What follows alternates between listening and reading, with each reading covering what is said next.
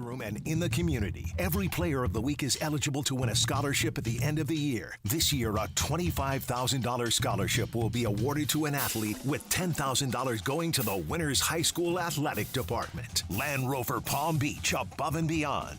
Here's Cade Chumsland. Our Land Rover Palm Beach Player of the Week is Benjamin boys soccer captain Ford Cash. In the district championship last week, Ford scored 3 goals, breaking the all-time Benjamin boys soccer goals record. Bucks won 4-3, and here's Ford's reaction to breaking the record. Yeah, I mean, it's a good accomplishment. I'm pretty happy, but big thanks to all my teammates, all the boys assisting me. It's not possible without them, but yeah, it's definitely something when I found out the record a few weeks ago I was striving to get, and it's a good feeling. Congratulations, Ford, on being selected the Land Rover Palm Beach Player of the Week. Good luck to you and the rest of the Buccaneers in the state tournament. Kaiser University's flagship campus, the 100-acre residential campus at 2600 North Military Trail in West Palm Beach, extends Kaiser University's educational offerings to over 100 degrees in the heart of South Florida. Kaiser University also has an athletic program with 20 national championships, including the 2024 Women's Swimming and Diving Championship and 2023 football, lacrosse, and men's swimming and diving titles. Visit KUSeahawks.com for the latest. Anajar and Levine. Call 1-800-747-FREE. That's 1-800-747-3733. ESPN 1063. WUUB Jupiter, a Good Karma Brands radio station. It's not impossible to come back from a Super Bowl loss. I would have to say it's got to be easier than coming back from the most people ever watching, as somebody says, you like them young? Live from the Anajar and Levine Accident Attorney Studios. The man, your man could smell it. Theo Dorsey is theoretically speaking. But are you a different animal and the same beast? Streaming live on YouTube. You're gonna break up with me because of what I do on the radio? Here's Theo Dorsey. Good people. It is a Top 5 Tuesday. Top 5 Tuesday here on Theoretically Speaking. It's your boy Theo Dorsey. C-Cat on the other side of the glass, on the ones and the twos. And there's levels to this, man. There's levels to this. There's levels to losing. And I'm not just saying this because I'm a Chiefs fan, but yes, the Kansas City Chiefs did not take the most massive L of Super Bowl Sunday. I stand by that. I'll be giving my top 5 losers from the big game in just a few here. But C-Cat's on the other side of the glass on the ones and the twos. I'm sure he disagrees, not only because he sees that for the second straight day, I'm trying to deflect this loss. I'm trying to deflect the fact that the three-peat was not commemorated, but instead we have a new champion in the NFL. And maybe just ease the pain a little bit for the Chiefs and Chiefs Kingdom. Whatever you got to do to cope. Listen, This is your job that mic turns on at 2 o'clock, whether you like it or not. You do you. It's like it was the one. You know, I'm a Kendrick Lamar fan, and I have been for more than a decade. And it was the one like big glowing win that I saw on the night. I didn't even watch the commercials. Like, did you? Was there any I feel like there was not a lot of talk about the Super Bowl ads. And my wife works in advertisement and marketing and whatnot. Like, she literally helps construct commercials, and even her and her friends after the Super Bowl on Monday, as I overheard her on her phone calls and meetings and stuff, none of it was about any kind of riveting ad. It was about either the halftime show, how much of a blowout the game was, or why were people booing Taylor Swift? I feel like people need to let go the fact that we are not in 2011, 2012, 2013 anymore. Like, the days of Super Bowl ads blowing your mind and being the water cooler conversation when you get to work on Monday, those days are gone. Why so is that, walk though? in and just be appreciative of what you got. I thought we had some pretty good commercials on Super Bowl Sunday, so I'm not going to complain about it. I think because they released them early and they put a lot of money into them and it never lives up to what people, for some reason, still expect, I think the ads are still pretty good. I think we see when I say release early, like on social media or on TV, you'll see the same commercial that you saw on Championship Sunday that you saw on Super Bowl Sunday. So that kind of takes away the luster of it. No more E-Trade baby. No more Dorito commercial that is laughing your butt off. The Bud Light one with the big horses with the Clydesdales and stuff. True. There was the the Doritos ones are always good. You're right. There was one. Bud Light had a run Yeah, sure. Budweiser had a run for a while with like a bunch of years in a row with great commercials and whatnot. So you're right. Those days are gone. I'm curious as to two things. Number one, why is that? Is it because we've kind of seen everything under the sun, and we also because so much content is delivered to us so actively all the time at our fingertips, is it just hard to wow us these days? Also, they're spending $8 million per 30-second spot these days, too. You would think if you're putting that much bread towards it, you still would find a way. Well, yeah, you're putting that much money into having the spot, and then you got to put that amount of money into making the spot worth airing for the largest TV audience of all time on Sunday with 126 million people viewing your brand. The best one I had to be whatever, I think it was like a diaper brand or a toilet paper brand. It was a toilet paper brand that just said, here's your 30-second bathroom break before the halftime show. That's pretty good. Exactly. They didn't do anything during the ad. It was just a cartoon, like I think it was a baby or something. And then it said, this is your 30-second bathroom break, and they had a 30-second countdown on the commercial. By the way, shout out our former intern, Ashley, who was featured in one of the Super Bowl ads as well, the flag football one. That's right. She was in there. She had like the 80s blonde wig on at one point. I think she did do like one drill or so. That was pretty cool. That was like NFL sponsored. Does the NFL charge itself? Like, do they get a free amount of ads? I'm sure that they get some kind of inventory with Fox there. They don't have to like actually pay for a 2-minute ad. That, or like if you are in the middle of northeastern Ohio and then all of a sudden you get your local car dealership and like they put everything they got into this one. Like they got to the writer's room and said, we got a chance here. We're not paying $8 million. No, your local ads don't cost $8 million. But we got to give it all we got, those two. I used to love when, because back when I did my local TV stuff, before Theoretically Speaking here, I was a sports anchor in several different markets, including this market here in South Florida. But whenever you're at an affiliate station that has the Super Bowl, so imagine if like you're the Fox, local Fox's sports anchor out here, you likely get a couple different things in there with like either promos that the news team will send in. Stick around after the big game. Yeah, like so you literally are getting free pub in the middle of the one thing that everybody's watching all throughout the area. So that's how I know, like, again, if what are all the famous people here? Tiger Woods, Serena Williams, all of them. If they're here and they're watching the Super Bowl in those years that I was on the air and the Super Bowl was on our airwaves, they had to watch me on TV for a little bit for a change. I wonder what he thought my highlights were in those little promo ads, Tiger, because I think his highlights were great as well. Oh, mutual affection. You should have taken that chance. Like, hey, Tiger, I know you're watching. Like something like that. Hey, you know what? That is genius. See, something like that is the kind of creativity we need on the Super Bowl campaigns and commercials these days. I'm not a complainer about it. I think it actually makes it easier for me because I prefer to like take a bit of a mental break and tap out during the halftimes, especially not halftimes, during the commercials, especially when your team is getting pounded like what happened on Sunday. Well, yeah, that's also part of it. Like people are just scrolling their phone. Like that just is the second screen has taken a lot of the allure of the TV commercial these days to where maybe the intricacy of the commercial didn't grab your attention initially. So you look down and maybe that really good payoff that happens at the tail end didn't really do anything for you because you were on your phone. You got like 3 seconds to capture people's attention. Like if that, and it's all the way cooked. So you could be, 27 more seconds, $7 more million worth of ad, and nobody's even caring about it at that point.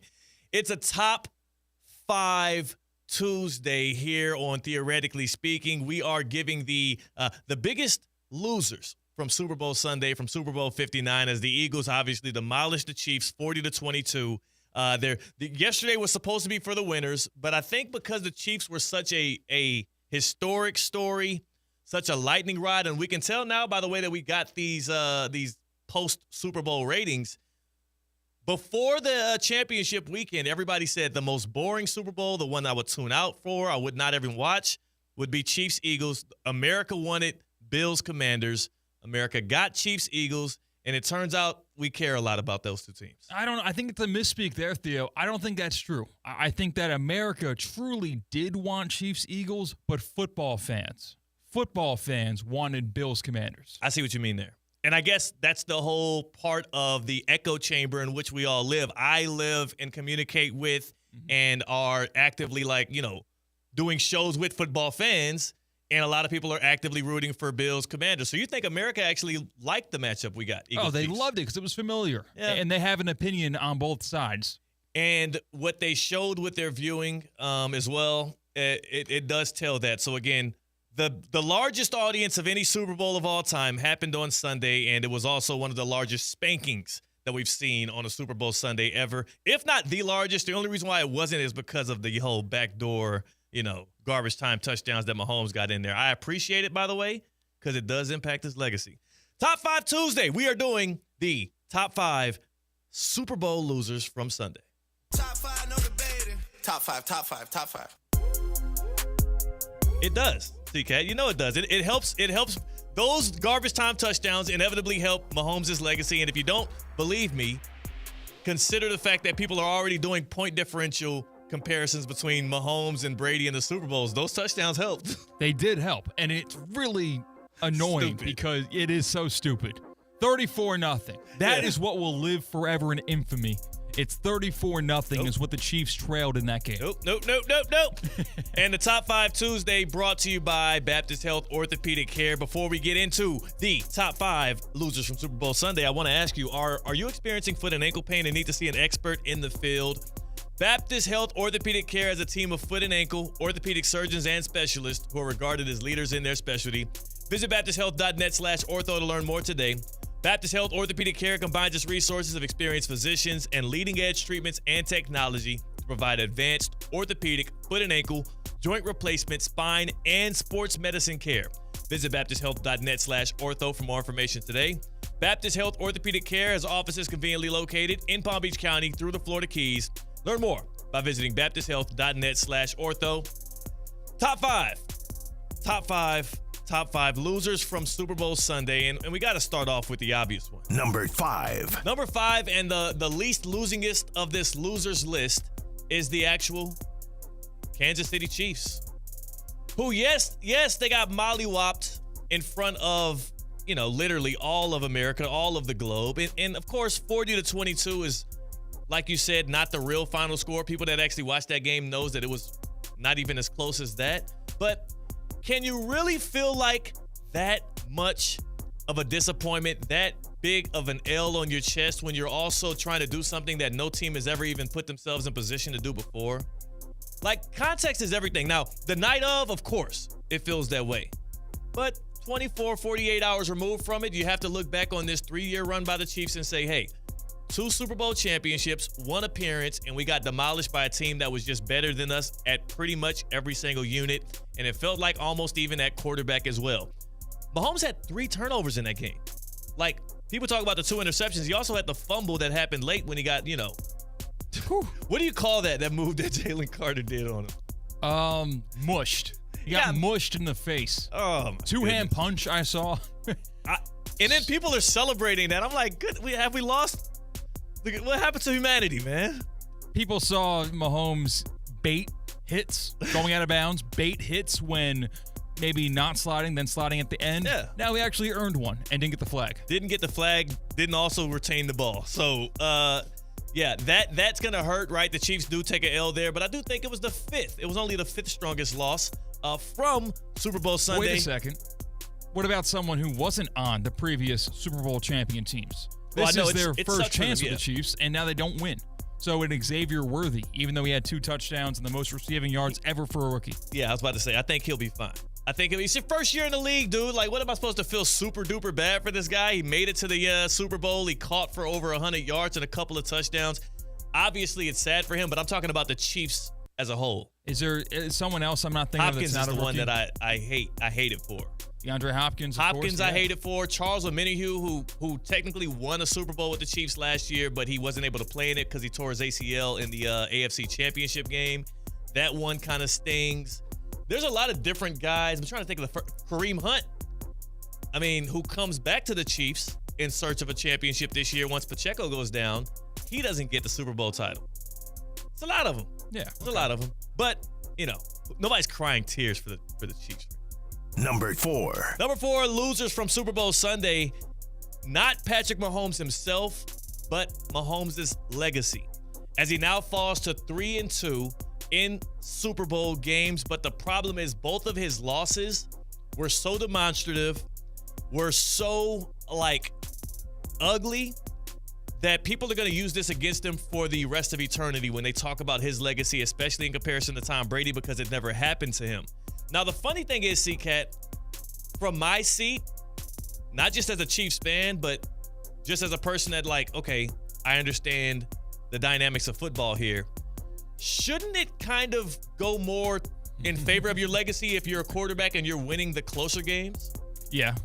That's what I was going to say. I guess so. I'm not, again, we'll have to see when his career is over with. That's a time-honored debate about whether it's better for LeBron to make the finals and lose in that big stage the entire time, or never be in a chance to win the finals, like the Jordan years where he didn't win the NBA finals. Right, and you're right about that. Those are the, and again, that's why I say Mahomes' legacy takes a hit no matter how you view it.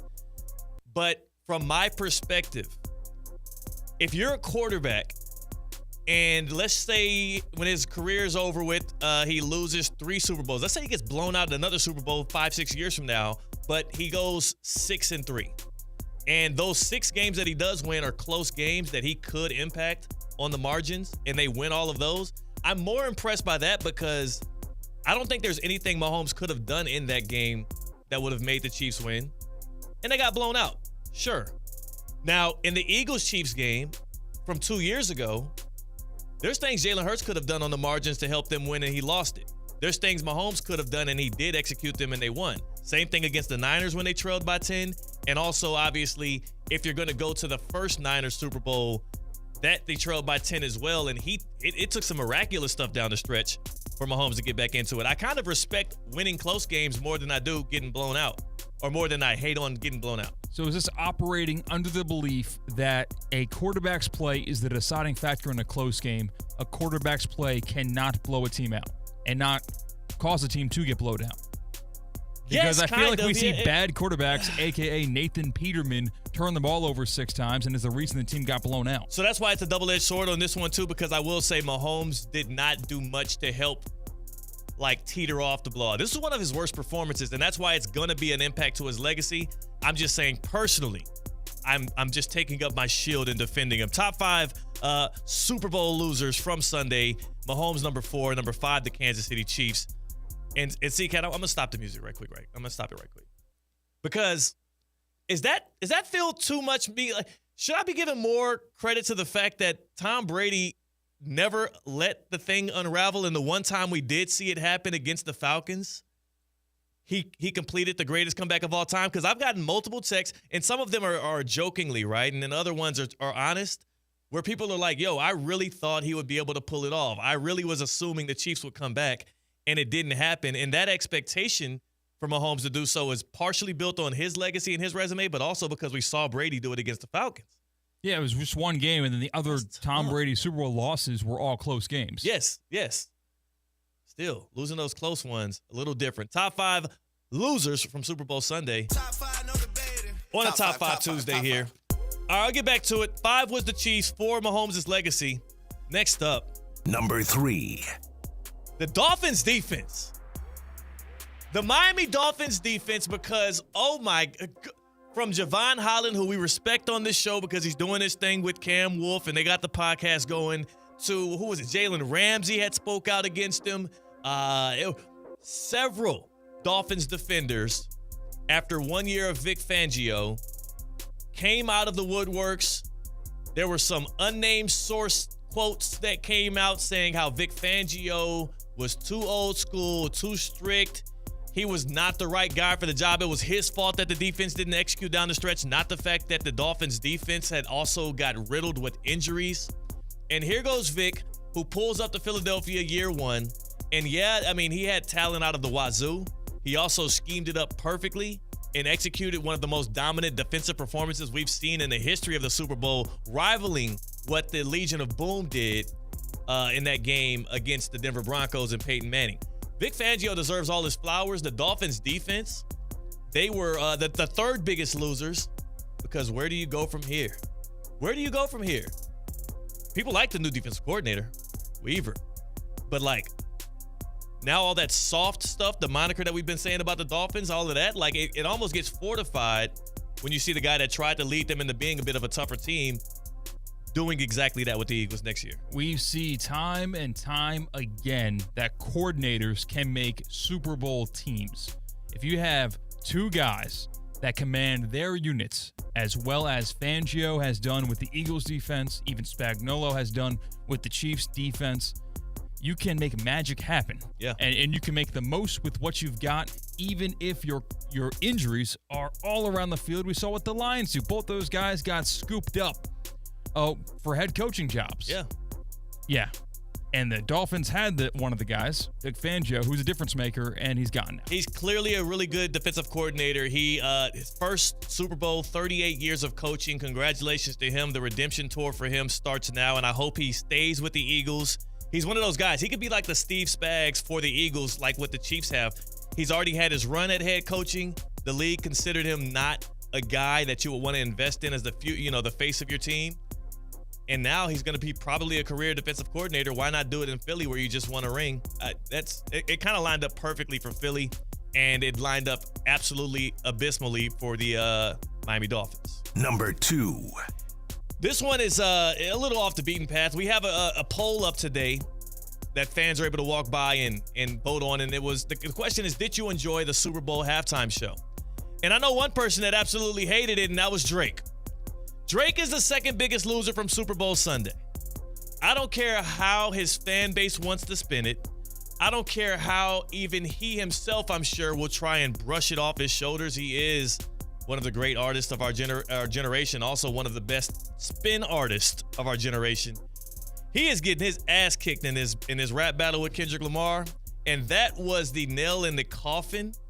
Not only having the game over out there at the Superdome, not only having Kendrick allude to some things that he's done throughout the rap battle about him liking people underaged. He did it on the stage, and he had Drake's ex up there crip walking to it as well. I can't see how in any fashion in which, after already losing the rap battle and then having Kendrick do this victory lap at the Super Bowl halftime show, and then Kendrick's about to go on tour and probably do a little bit more lapping, 5 Grammys. That was a bad Sunday for Drake. I guess so, but also Kendrick Lamar had the greatest opportunity that a very select few artists will ever even be able to be conceiving about being a Super Bowl halftime show. And the entire show was teasing, taking shots at someone who's not involved. Drake. Yeah. That was a lame move from Kendrick Lamar, a lame move from Serena Williams. We'll talk about that later on in the show. Wow, you're calling out Serena too. I don't care if she's in our backyard. No, I'm just saying you don't like her it was doing awful. that. Yeah, Stephen A. Smith had a great point about how she's married. Like, why are you putting that much energy into your ex-boyfriend? I can't wait to talk about About this. a decade ago. Like, get over it. I can't wait to talk about this. The Serena thing, the funny thing about the people that are criticizing Serena Williams in this is Serena has not been the one that's been obsessed with Drake or the beef this whole time. It's really been Drake himself who has been eliciting stuff. We'll get into that. I can't wait to get into that. But also, I did like it. You got to remember, too, where's Serena from? What, here? Compton. Oh, okay, that too. Yeah. Kendrick's from Compton. Well, like, I'm thinking if Kendrick reaches out and says, hey, come and like do the crip walk, do the sea walk out here on stage as I'm getting it in, and why would she turn that down? It's the Super Bowl halftime show. Isn't that childish? No. Do you turn that down if you're Serena? Yeah. I don't think I turned that down. It's a just like you said, Kendrick had his one moment to share the stage, which by the way, he has performed at the Super Bowl before. This is his second time, just the first time soloing. I don't know, man. I enjoyed it, and I do think that Serena wasn't going to pass up on an opportunity of a lifetime, like you said, man. Yeah. Number 1 loser, though. We'll get to that. I can't wait to get to that. Number 1 loser from Super Bowl Sunday. Number 1. Not Drake, not the Chiefs, not Patrick Mahomes' legacy, but Travis Kelce. Travis Kelce, there's nobody that had a worse Sunday than that guy, right? Like, going into the Super Bowl, it was all about the three-peat, all about, is he going to not just win a title, but propose to his girlfriend Taylor Swift? There were literal odds on this. People were betting their hard-earned money on whether or not he was going to not only win do a three-peat, but also propose to one of the biggest pop stars in the world. On top of that, he was a complete no-show from the opening Chiefs drive all the way through the end. He couldn't even get a touchdown in garbage time when Worthy and Hopkins were going off. saw tweets talking about how Travis Kelce's got this uncomfortable engagement ring like in his sock. Oh, that is like it's like in his belt loop, and it's there the whole night, and he knows like halfway through the first quarter that he is not going to be able to propose tonight. That's crazy. And it's just irritating. He's probably passing it off to like an assistant on the sideline. Hey, can you hold this? At what point did Kelce take the engagement ring out of his sock and give it to an assistant? It had to happen at halftime when nobody's looking. He couldn't do it on the sideline. That's a good point. There's too many cameras, too many people watching. You got to do it like, you got to pass it under like the bathroom stall. That's the story. That's the story I want to hear, though, is at what point did he take the engagement ring out of his sock, give it to an equipment manager? Also, which manager do you trust with that ring so he does not release the news that, yes, you indeed had a ring and didn't? Like, if I'm Travis Kelce with as much money as he makes, I'm throwing that thing in the garbage. Nobody can know. I had it in my sock ready to go. And for those listening or watching who are confused about what we're talking about, no, it's never been released that Travis Kelce was going to propose to Taylor Swift after the Super Bowl. We all kind of operated under that assumption because of the flair for the dramatic with the Kelce-Swift situation and how the Super Bowl goes. But it is funny to think about that scenario. It's crazy to think about. It's funny to think about. It's also sad because I'm sure he's not the only man in the world that had the perfect engagement or proposal idea baked up and then got into a situation and realized I can no longer do this. Oh, it's raining today. Dang it. Oof. Like, I thank God that I was 1 for 1 on my proposal. It worked out. What about the Florida State player a few years ago that proposed after Florida State got upset against Jacksonville State? He had to because her family came to the game. Oh, because he probably told her family about that. Yeah. So there's nothing you can do. You get upset. You get upset by this FCS school, but you still have to complete the mission because they're here for a reason. Like, that kind of sucks. Travis Kelce able to get out of that. Lastly, to part with, like, not only does she not get proposed to, she gets booed. He said his heart broke for her and he was confused by it and mad about the situation. There is nothing that went right for him at all throughout that day. Personal life, love life. He couldn't even fall back on the fact that his brother got a ring because Jason Kelce's retired. And he played bad too. Not just the Chiefs blowout loss. It's not like he was in Xavier Worthy's shoes with 100 and whatever yards and 2 touchdowns. He had a couple of drops. He sucked. Nobody had a worse Super Bowl Sunday than Travis Kelce. He also lost that shoving match with Jordan Davis. The Rob Gronkowski comps are all the way out the window. Whoa, really? I think it's over with now. So greatest tight end of all time, the door is shut? It feels shut. And again, it's not me talking. It is the people that are having these ridiculous, engaging conversations because I do think at their peaks, Rob is unparalleled, Rob Gronkowski, but Kelce has had a longer peak. And I do think... Yeah, like it's one of those harder debates. Like if I had my choice between Rob and Travis Kelce at the top of their talent, I think I would still take Rob Gronkowski. That's interesting. I think you're not giving enough credit to Travis Kelce because of a kind of a rough couple of years because last year's regular season was absolute garbage. He turned it on and they won a ring and it was all happy in the end. But yeah, I'm still taking Travis Kelce between the two. Yeah, I think the difference for me is the versatility of Gronk. He's always good because he's bigger, stronger. He's always going to be a better blocker. Run after the catch, I'm taking Gronk. But like when it comes to being like an actual receiver and a weapon in the passing game, I think Kelce is better. So it's like he's giving me more. They both are elite. Gronk gives me a little bit more. So I don't know. No, it's no shade to my guy Travis Kelce either. I'm not just still stinging off of a terrible Super Bowl performance. On the other side here, we got Mike Tannenbaum joining, theoretically speaking, on a Top 5 Tuesday. Those were our Top 5 losers from Super Bowl Sunday, and Travis Kelce tops that list deservingly so. At least he won something. At least he won one thing there. On the other side, we got Mike T. We got to ask him about several things. Number one, is this Eagles dynasty? No, whoa, pump the brakes. Are they on the precipice of a dynasty? And is what their model was to stop the Chiefs replicable like other GMs around the country thinking, okay, I can just do what they did. I can do what Howie did. Also, man, what the hell is about to happen with Myles Garrett? Like, is he really about to go to a contender? And it better not be Philadelphia. They already have an embarrassment of riches. All of that and more with Mike T on the other side. That's C-Cat. I'm Theo Dorsey. We are, theoretically speaking, on ESPN 106.3. Live from the Anajar and Levine Accident Attorney Studios. Anajar and Levine Accident Attorneys. Call 1-800-747-FREE. This is ESPN 106.3. The Monday Night Burger Blitz is here all week at Duffy Sports Grill. Now through Thursday, get a Duffy's Original Cheeseburger for just $8.99 with the purchase of any beverage. Duffy's Certified Angus Beef Original Cheeseburgers, once again voted the best in Palm Beach County, and you can get them for just $8.99. Duffy's, our game is always on. Limited time offer, valid Monday, February 10th through Thursday, February 13th for dine-in only with the purchase of any beverage and cannot be combined with MVP rewards, coupons, or any other discount. Prices vary by location. The all-new 2025 Land Rover Defender 130. Designed for adventure, built for luxury. With seating for up to 8 and power for any terrain, it's ready to take you further. Now with financing as low as 3.9% APR for 48 months. That's just $22.53 a month per $1,000 financed. Visit Land Rover Palm Beach today or go to LandRoverPalmBeach.com to start your adventure in the 2025 Defender 130. Hey golf fans, Colin Russo here.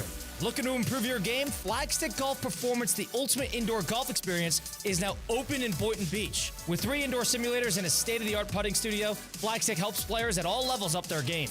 Get lessons from experts, try the latest clubs, or just come up for a round in the simulators. You can track your stats and see real improvement. Flagstick is where serious golfers and beginners find their edge. Bring your friends or family and enjoy golf like never before. Visit flagstickgolfperformance.com to book your session. Breaking news on ESPN 106.3 is brought to you by St. Lucie Battery and Tire. This just in, we begin this hour with breaking news. When news breaks, ESPN 106.3 has it covered. We've had developments. ESPN 106.3 can now report. When your vehicle breaks, St. Lucie Battery and Tire fixes it. Stay tuned to ESPN 106.3 for more breaking news. Brought to you by St. Lucie Battery and Tire.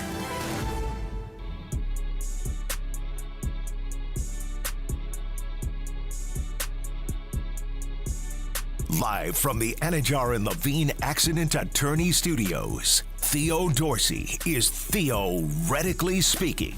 Streaming live on YouTube, here's Theo Dorsey. I can't help but just, I'm shaking in my boots. The fact that people are finding ways to create an avenue in which somehow the Philadelphia Eagles can get their hands on Myles Garrett. Like, don't they have enough already? Damn.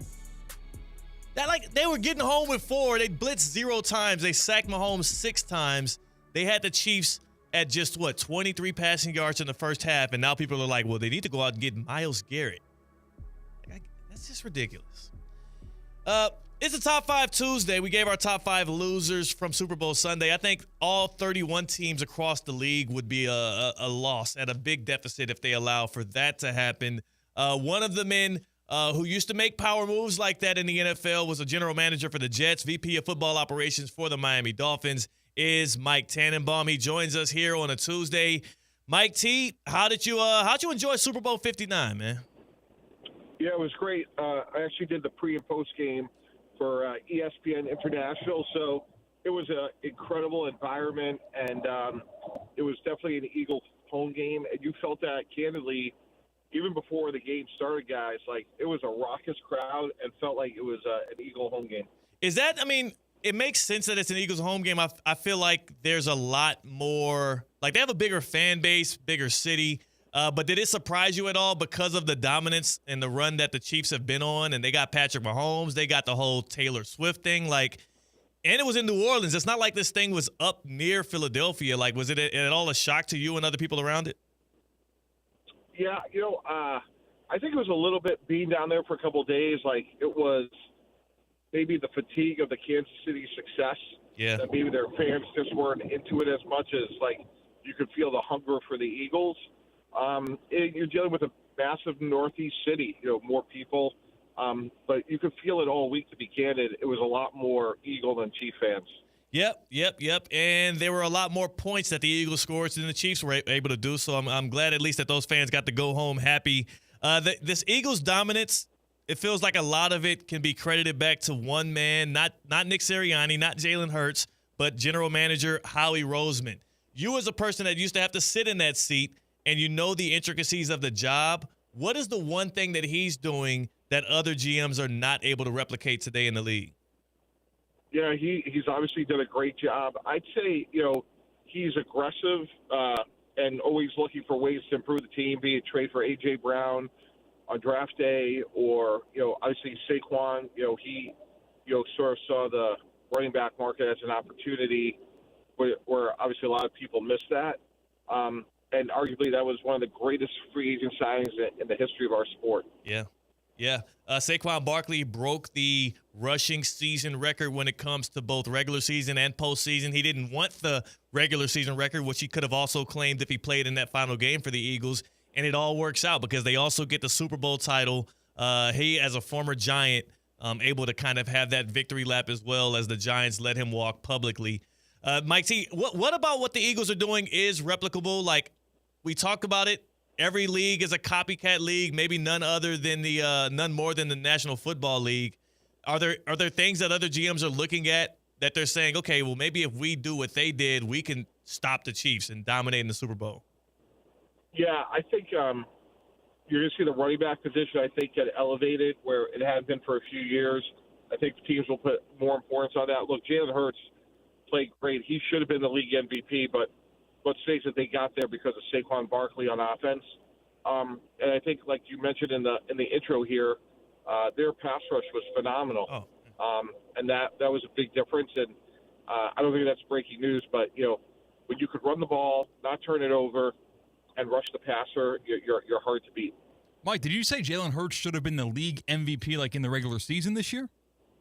No, the game MVP. Oh, the game. I thought you said league. Sorry about that. But off that, how many other quarterbacks could you put in Jalen Hurts' situation to get the same result?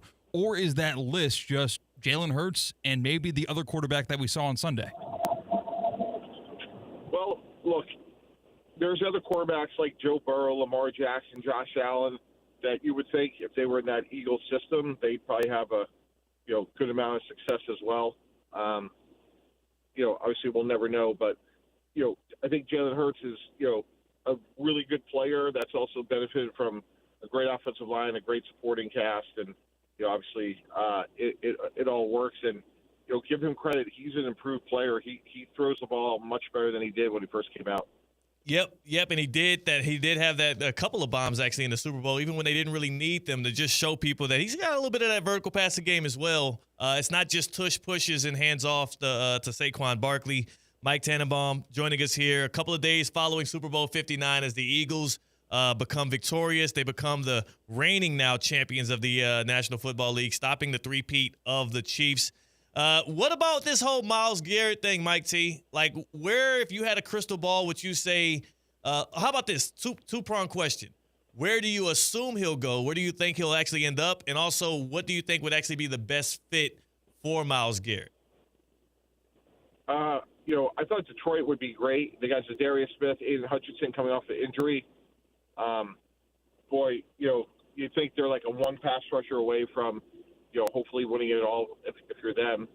And then, there's going to be a ton of other teams. I mean, everyone could use Myles Garrett, right. But if you're in contention and you think you're one player away, he's somebody you're going to be thinking about.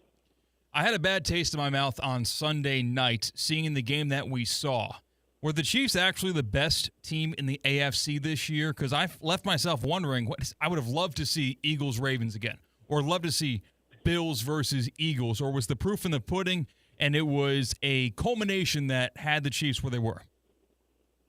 Yeah, I was thinking the same thing, CCAT, just from a standpoint of, what would have happened to Philadelphia at Detroit in the championship game? And then, Buffalo and Baltimore, how would they have matched up with Philly? I was just thinking the same thing. Kansas City's had struggles on their offensive line all season, and it finally caught up to them. So I think it's a totally fair question. It's one of those things, too. We talked about it. It's like one of those game of matchups situations where the Bills might have put up a better fight against the Eagles, but they weren't able to get past the Chiefs. And obviously, that's the reason why they play the games, but also a lot of times it is the luck of the draw. So with that being said, go back to the other side, to the NFC. I think people are looking at it like a foregone conclusion that the Eagles can come back to this stage and repeat because of how dominant they looked against the Chiefs and Mahomes, but also they didn't have to face the Detroit Lions. Is that the team people should be putting more of a focus on, whether or not they get Myles Garrett? Yeah, I think Detroit will be there. I think Washington's going to be better. Certainly San Francisco, when healthy, is good. So I think, the NFC is going to be very competitive. Don't forget about Minnesota and Green Bay. So, those teams, I think, will have something to say when it's all said and done. But, look, Philly's very, very good. We know that, and I'm sure they're going to have a strong season next year as well. Having a strong season now that there's an injection of new talent right now is the Los Angeles Lakers. I know, Mike T, you're also an NBA guy. The Luka deal, we saw the Luka Doncic debut last night, and obviously it was just a flash. He only played 23 minutes, 15 points, 5 boards, 4 assists. But them pulling that off and actually seeing Luka in that Lakers uniform for the first time, is this just a repeat of the Kareem, the Shaq, even the Kobe, because they got him in trade? Like, did the Lakers just do it again? I think so. Look, I know that his conditioning is not great. He's been injury prone. But if LeBron James can, rub off on him just a little bit, they have a transcendent player for the next generation, which is, look, I think Anthony Davis is a really good player. But I got to think, Dallas probably got a lot more for Luka Doncic than Anthony Davis in a one. Yeah, I am. The more I look at it, I'm like, bring me to the postseason, and you tell me what team you're picking to beat them 4 out of 7. And I know it's a simple way of looking at it, but that's what the NBA boils down to. If they can really figure out the rim protector situation out there with the Lakers, I can't pick against them. Maybe I'm a fool, but also, betting for or betting in favor of guys like Luka and LeBron has made a lot of people rich. C-Cat, you just – I didn't hear. I was going to say, I'm afraid of Lakers this year, too. I'm a Lakers hater. I'm terrified of them. Yeah, it makes sense. It makes sense, Mike T. Mike, appreciate your time. We'll catch you next week as well. And, again, hopefully by then we have some news on the Myles Garrett front. All right, great. Thanks so much, guys. That was Mike Tannenbaum. He's always presented by Eisner Amper, pulling up with some NFL knowledge and some Lakers Luka reaction there. And C-Cat, he agrees with you about what you talked about yesterday. He thinks the Bills put up a much better fight against the Eagles. And to be honest with you, it makes sense because the Bills' offensive line is actually they're not banged up, and they're a top 3, top 5 unit. And listen, we all watched the game on Sunday. It wasn't hard to be a better matchup against the Eagles than the Eagles were, than the Chiefs were. The Chiefs, yeah. That was an awful game, and you probably could have put 15 other teams in that game. We saw it throughout the NFC playoffs. We saw it with the Commanders, and we saw it with the Rams. Both of those teams put up better fights than the Chiefs were able to do with the Eagles. Now, part of that, too, the Eagles got 2 weeks to prepare. The Eagles got 2 weeks to lock in and execute on the details that they had advantages in over the Chiefs. What? Yeah, I missed the part where Andy Reid was sequestered in jury duty for the first week of the 2 weeks. You didn't see that, huh? Yeah, but like so did the Chiefs. No, what I'm saying is all right, I agree with you on that. I think there's a little bit of hubris on the side of the Chiefs to not have a response for that. And I think that we talked about how Mahomes' legacy is hit from this. This is now 2 times where Andy Reid has walked into a game where beforehand everybody could have agreed the Eagles have the advantage on the defensive line when it comes against your offensive front. Same thing you could say in that Buccaneers Super Bowl, 4 years ago against Brady. That was a deficiency. The Chiefs' O-line was extremely banged up. Yeah. And they had guys that can push people around with the likes of you and me out there playing. And it did not feel like they were prepared for a response. Is it better or worse if you're a Chiefs fan to see the way those 2 Super Bowls were lost? Not the numbers, not the fact that it was a blowout, but the fact that it was Patrick Mahomes running for his life. Yeah. Each and every snap. Is it better, looking at 2026 now and 2025, knowing what the problem was, that it was the same back in 2020 and 2024? Well, the solution is right in front of your face, right? It's going to get tough to figure it out around the cap and who the actual pieces you bring in, but you strengthen the offensive line, and then Rashee Rice comes back from injury next year, and you look totally different on the offensive side of the ball. You got to figure out, who gets extensions, who do you let walk. You got to figure out also, how do you replenish the running back position? Mike T just said it. That's going to be a focus for a lot more teams. And no better year than now for teams to be hey, maybe we should lock back in on running back as we have guys like Ashton Genty coming in and Caleb Johnson and This is a pretty deep running back class coming out of college football. So I think the answer is right there. And remember what happened directly after the Chiefs last got mollywopped in a Super Bowl, right? Like, there was a retooling, and of course it happened a year later because they lost to the Bengals in the AFC title game, and then it all happened. But there was a retooling of shaping up the offensive line. They were able to reconfigure how the offense was. Like, at first it was the Legion of Zoom. You're throwing the ball 50 yards down the field to Tyreek Hill and whatnot. Then it became a dink and dunk style of offense. I think they're going to have to recreate what part 3 of this Mahomes journey in Kansas City looks like. And if they're able to have anything, any modicum of success as they did the past 3 years post Tyreek Hill, you got to take that. And were the Chiefs a good offensive line performance away from actually having a football game on Sunday? If Mahomes was not running for his life, I honestly think that I do. Like, as quickly as that dam broke and the floods came, I think it swept the Chiefs' defense under it as well. I think the Chiefs have a good defense, and they would not have looked nearly as gassed, tired, and overwhelmed if they got anything, because they got nothing from the offensive side of the football. They were always on the field, and they always had the goal line directly behind them, it looked like. The O-line did set the Chiefs back, but I will say I am not going to absolve Mahomes of the accountability that he also took on himself. Like, you also can't throw those turnovers that he did in the first half, one of them being a pick six to go down 17-zip, because that also it gives you a different set of problems to work with as a coaching staff and even as an offensive line, because now the defense knows we get to pin our ears back and go after y'all with 4 every time. Yeah, but I think two things can be true. Mahomes wouldn't have had to make that many decisions under duress if he wasn't running for his life every time. And I don't think Mahomes throws those interceptions if he had just a little bit more protection. He literally doesn't. But again, now we're playing the results. And what I love about Patrick Mahomes, again, is he took the accountability. There's power. There's power in taking accountability, because not only are you saying it's on me and you're absolving your locker room of blame, you're also saying there's something I can do about it. When you take accountability, that's why I prefer to do the same thing. It's on me. It's my fault. That means I can change it going forward. And Mahomes is going to have to evolve. He did send a tweet out to Chiefs Kingdom and say, hey, we will be back and I will be better. That's what you want your quarterback doing. That's what you want every player in your locker room doing and saying, and not stuff like Aaron Rodgers does all the time. Oh, well, Mike Williams, he ran the wrong route. Well, the offensive coordinator, I didn't like the play he called, so I tried to change it.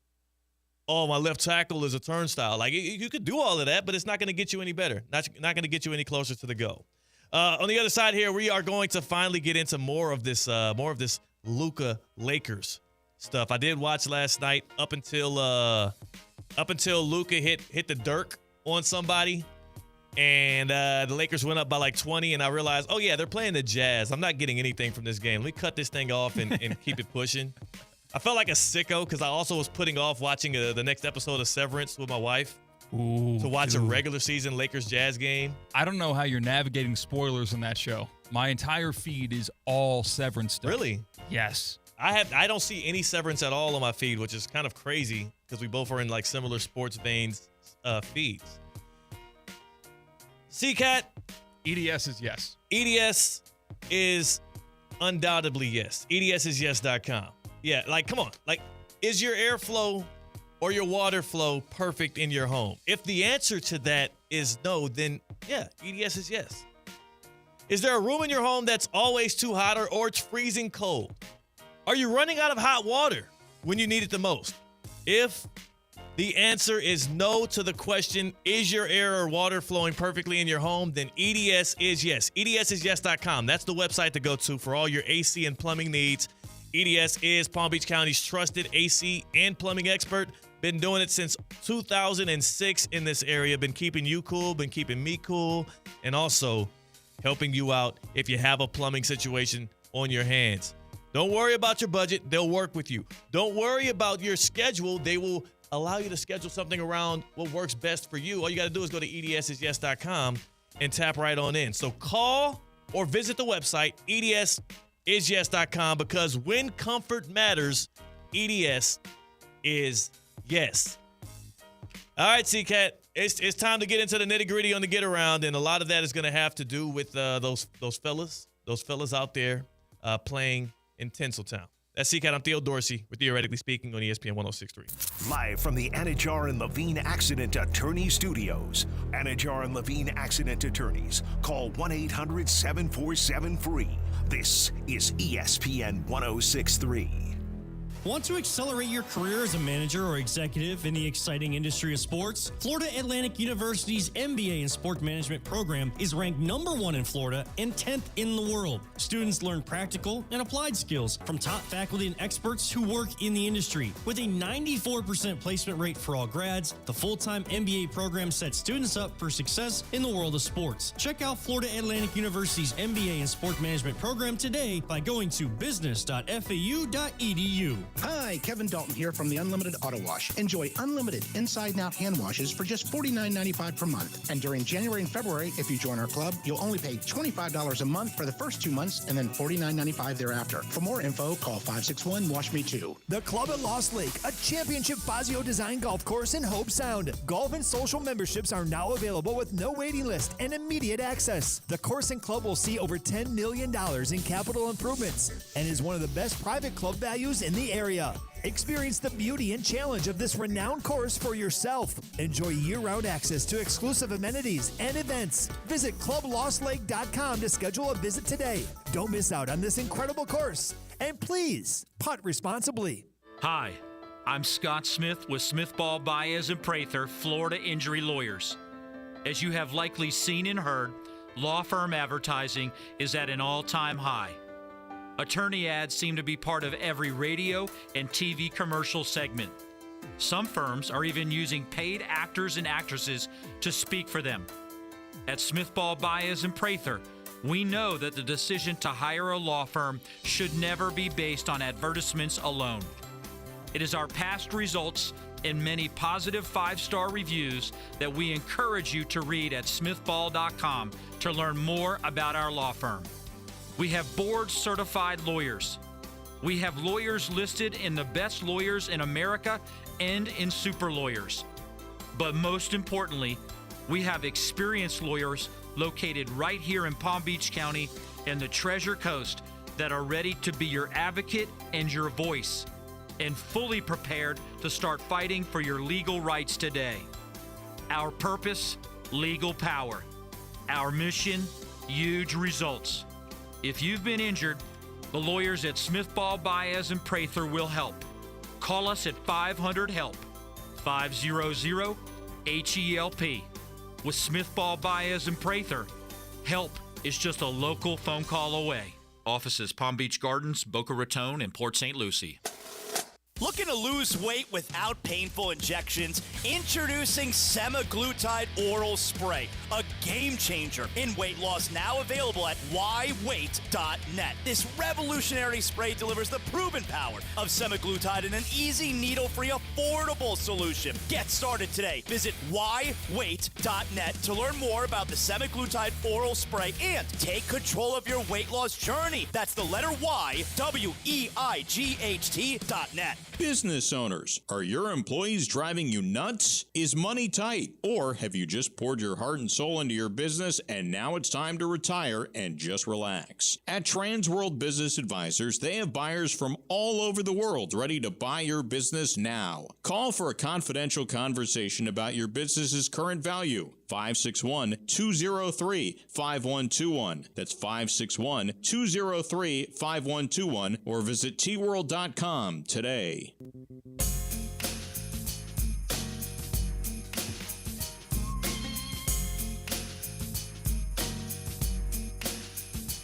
Live from the Anajar and Levine Accident Attorney Studios, Theo Dorsey is Theoretically Speaking. Streaming live on YouTube, here's Theo Dorsey. Tomorrow's the day. Tomorrow's the day, C-Cat. Hey, Culligan man! They pulling up in the morning. I'm getting hooked up. Gonna jump out of bed and belch that out your door. Yeah, like swing the door open, and then they arrive. Man, look, I'm telling you, bro, when Tim pulled up to my crib, I did what I'm urging y'all to do. I went to Culligan.com. I tapped it in, Culligan.com. I asked for the free water test. A guy named Tim pulls up. A couple days later, really good on scheduling, by the way. and he literally shows me the difference between what good water is, what good, healthy, clean drinking water should be in my home, as well as the difference between hard water and soft water, and the stuff that I had coming out of my faucet. Then he took me online and he showed me, he walked me through what each of these things were, the contaminants, right? These potentially cancerous chemicals that are in our water, right? Florida does not have the greatest just tap water in general. You want the water in your home to be better for you, for your family, so you avoid sickness, so you prioritize health.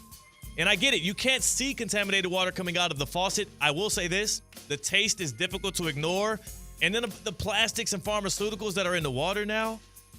The team at Culligan understands this. They can help remove this from your water. Culligan, they offer the free water testing as well as reverse osmosis systems.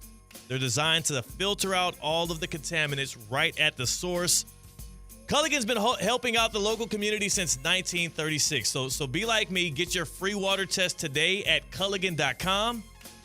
Just pull up and say, Hey, Culligan man.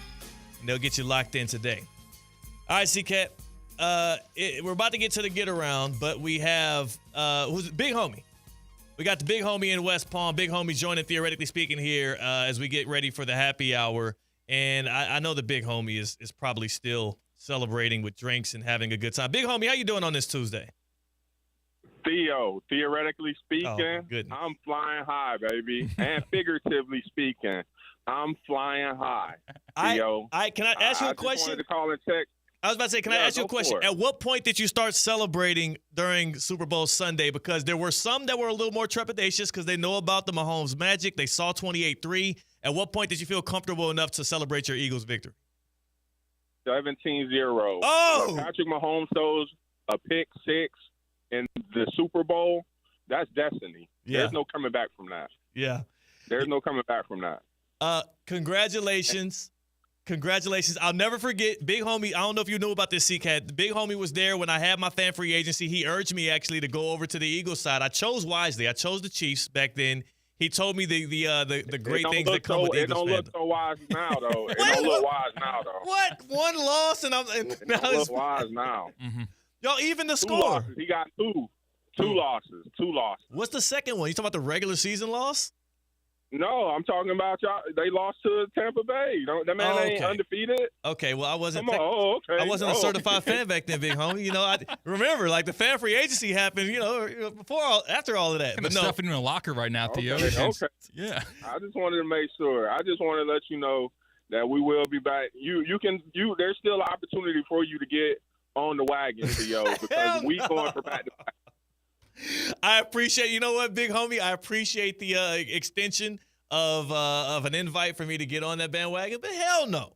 Now, my boy Jalen Hurts is from the city. He's from the H. So much love to him. If somebody out the NFC going to take my boy down, it's got to be somebody from the H. So shout out to Jalen for getting it done. And shout out to Big Homie for having his fun with it. I can't wait until we're done talking NFL, C-Cat. I can't wait until the NFL season is like way behind us. I've got a perfect trip to distract you from that. And for that, we got to buckle up our seatbelts and hop on the get around. You got to finish that sentence. I get around. What you mean you don't know? I get around. The get around today. Hopefully, C-Cat, you have set the stops up. You have told the driver where to take us, and I pray it stays far away from New Orleans, Philadelphia, or Orlando. Where are we going? Next stop, the Big Easy. I'm out. One of the big surprises on Super Bowl Sunday was Serena Williams being a part of Kendrick Lamar's halftime show. For those who don't know, Serena used to date Drake, didn't end well, and of course, Serena was dancing during the halftime show doing the Crip Walk. Stephen A. Smith saw this and said, if I was Serena's husband, I would divorce her. Because why are you still hung up on your ex like that? And Theo, I got to agree with Stephen A. Stephen A. is a wise guy. He's smart. He's also a man that is not married.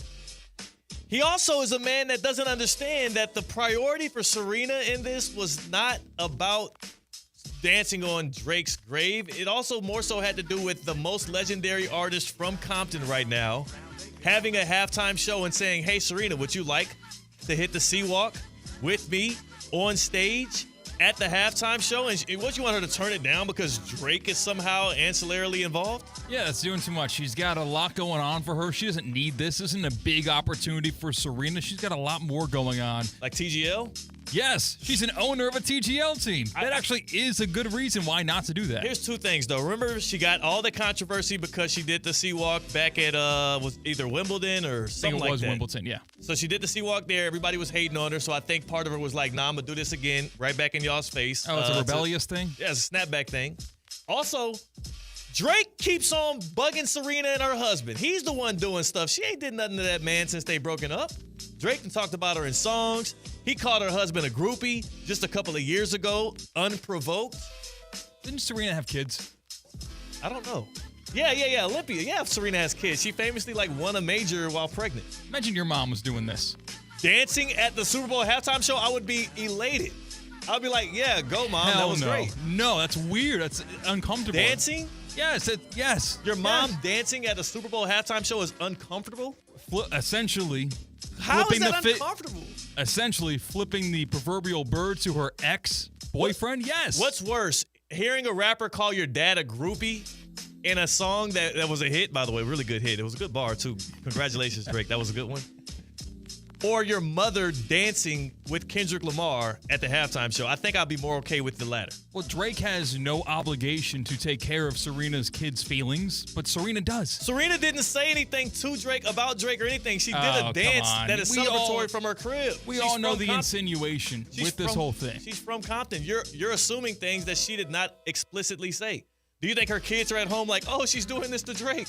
Yes. Yes, because that's what everyone is saying about her. Her kids are like 5. Her kids are like, oh, mommy's dancing at the Super Bowl. That's cool. I'll be sure to let them know.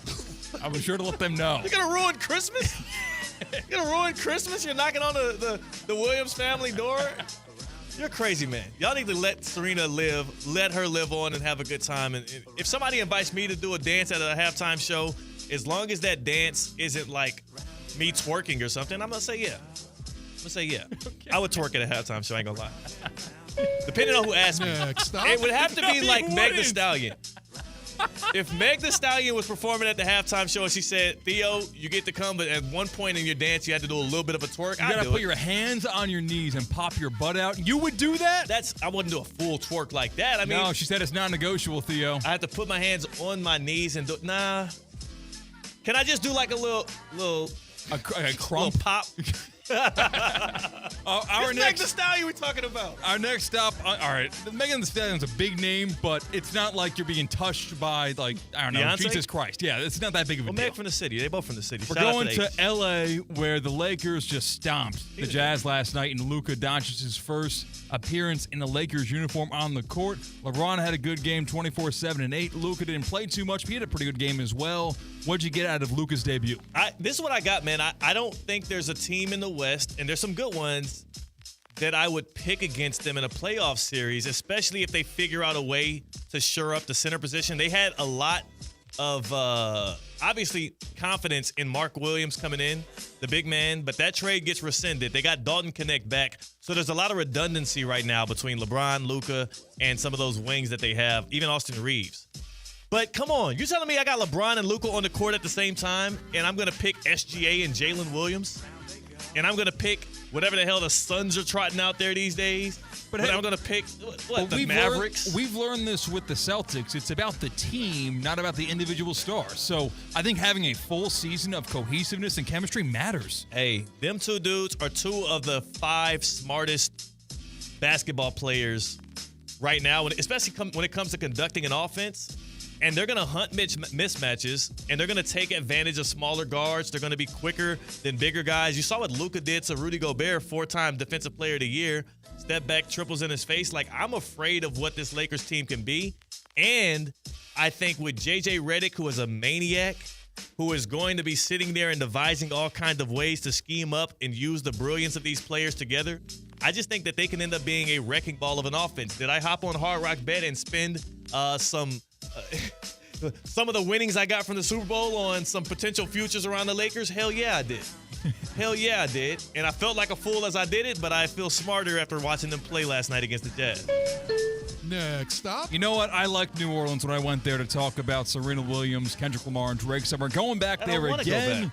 The Saints have announced Eagles offensive coordinator Kellen Moore as their next head coach. All right, first of all, waste of a headline. I don't think anything happens out of the Saints for the next 5 years of any kind of relevance, just like the past 5 years. Like, that's been one of the most forgotten franchises and one of the most forgotten divisions in the NFL. What I'm more so concerned with is the Eagles side of this. Now you're going to have Jalen Hurts for like the 20th straight year, have a new offensive coordinator, have to learn a new system and verbiage. At some point, there's going to be a little bit of regression that comes with that. I want to see how he continues to make up for the differences there, though. Do you think that Kellen Moore was like kind of neighborhood shopping when he was in New Orleans for the Super Bowl? Oh, yeah. Come on, like he's had this job for the past 2 months. He probably already has a home bought under a different moniker. So that kind of takes the winds out of the sails of, let's go back a couple weeks now, how Lions fans were kind of unhappy with their coordinators being poached because they probably had their eyes set on those head coaching jobs after the season rather than focusing on beating the Commanders. The Lions losing had more to do with the holes in their defense and the insufficiencies of Jared Goff than it did their coordinators being distracted by head coaching interviews. Like, we do this every year. Get over yourself.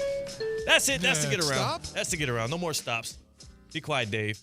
We're going to break. We're going to the happy hour on the other side with Tina, who is in the house. That's CCAT. I'm Theo Dorsey. It is the Top 5 Tuesday, and we're theoretically speaking on ESPN 106.3. Anajar and Levine. Call 1-800-747-FREE. That's 1-800-747-3733. ESPN 106.3. WUUB Jupiter, a Good Karma Brands radio station. Improve your golf game fast at the all-new Kaiser University Golf Coaching Center. The Kaiser University Golf Coaching Center has the facilities, tools, and coaching you need. Enjoy the best facilities in the area with an expansive chipping and putting area, practice bunkers, a huge putting green, plus a 2,000 square foot indoor training area with 3 hitting bays, cutting-edge analysis technology, and more. The Kaiser University Golf Coaching Center in the heart of Palm Beach County off I-95 and the Turnpike. Find out more at KaiserGolfCenter.com. This Valentine's Day, give the one you love a gift with endless possibilities. Give a gift card to the Breakers Palm Beach. Breakers gift cards let you treat the one who matters most to the things they love the most, like irresistible oceanfront getaways, lessons at the Breakers' new golf and racket club, pampering at the exquisite spa, and shopping at the resort's stylish collection of on- and off-site boutiques. Gift cards may also be used for dining at the Breakers' renowned restaurants and bars, including Echo, Henry's Palm Beach, HMF, and Flagler's Steakhouse. What's even better, for a limited time, when you purchase a $500 gift card online at thebreakers.com, you'll receive an additional $50 on that card, compliments of the Breakers. This Valentine's Day, give the one you love a gift card to the Breakers Palm Beach and remind them why they fell in love with you in the first place. Visit thebreakers.com today. Hi, this is Scott Smith with Smith Ball Baez and Prather, Florida Injury Lawyers.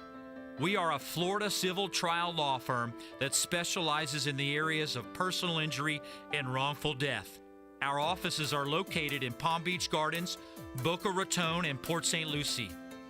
Our lawyers have litigated thousands of matters at the Palm Beach, Martin, St. Lucie, and Indian River County courthouses.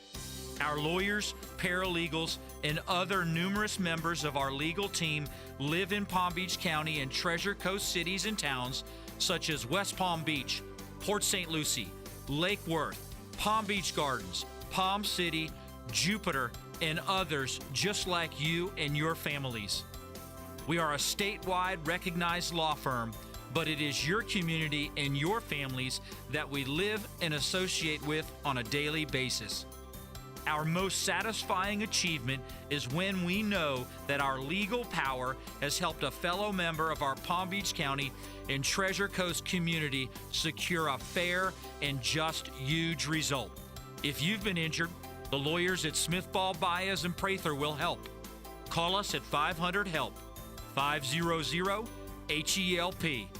With Smith Ball Baez and Prather, help is just a local phone call away. Offices Palm Beach Gardens, Boca Raton, and Port St. Lucie.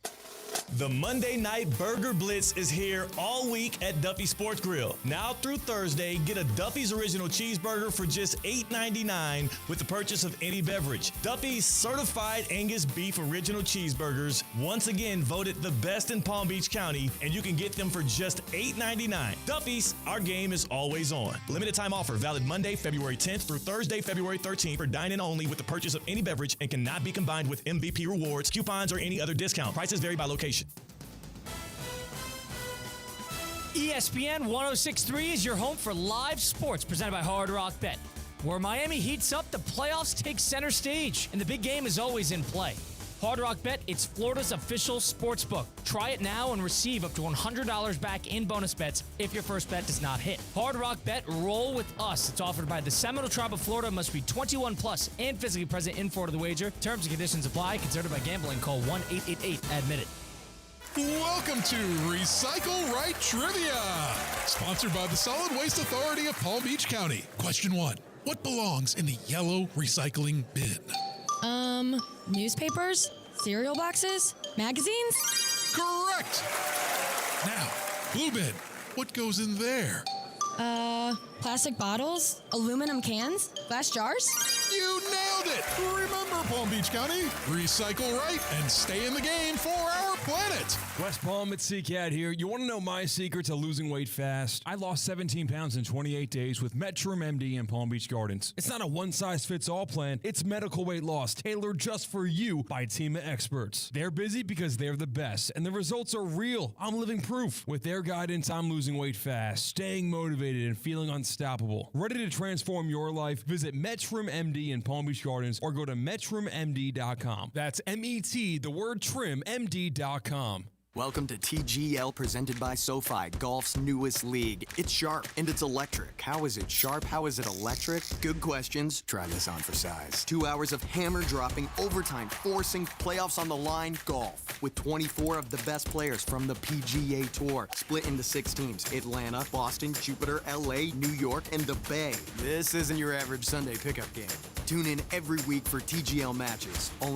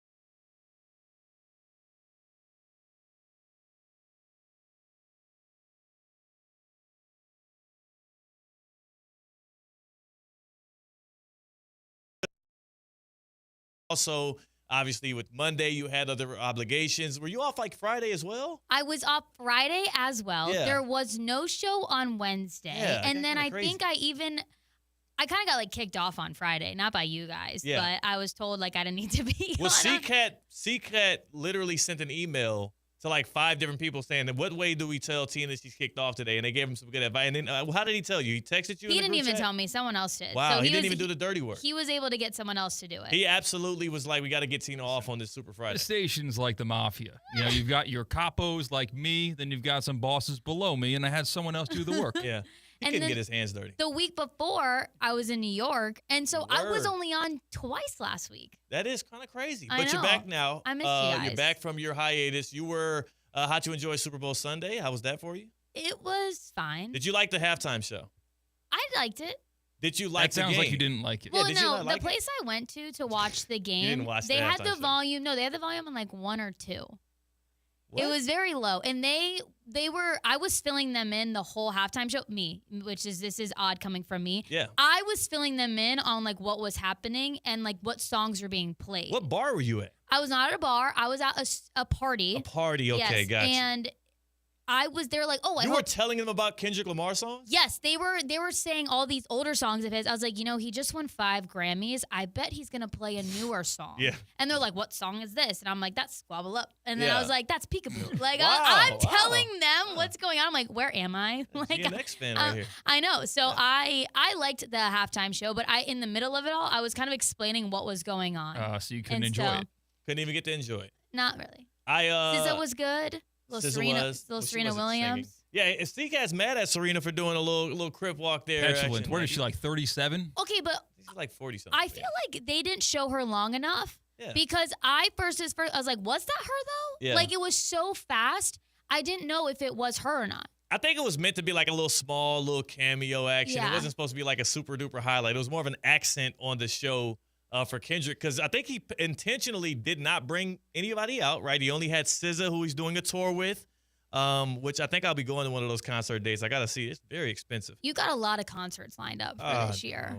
And we got every single time my wife and I are like, yo, all right, we're going to stop spending. We're going to buckle down. We're going to chill out. And then something happens the next week and we're like, all right, well, so let's start putting some money aside. Let's make it happen. But at least you won the squares. I did win the Super Bowl squares. My Chiefs lost. I won the Super Bowl squares, much to C-Cat's chagrin. Yeah. Because not only did I tell him Super Bowl squares suck, I never play them because it's a game of specifically luck, and I didn't want to be involved this year.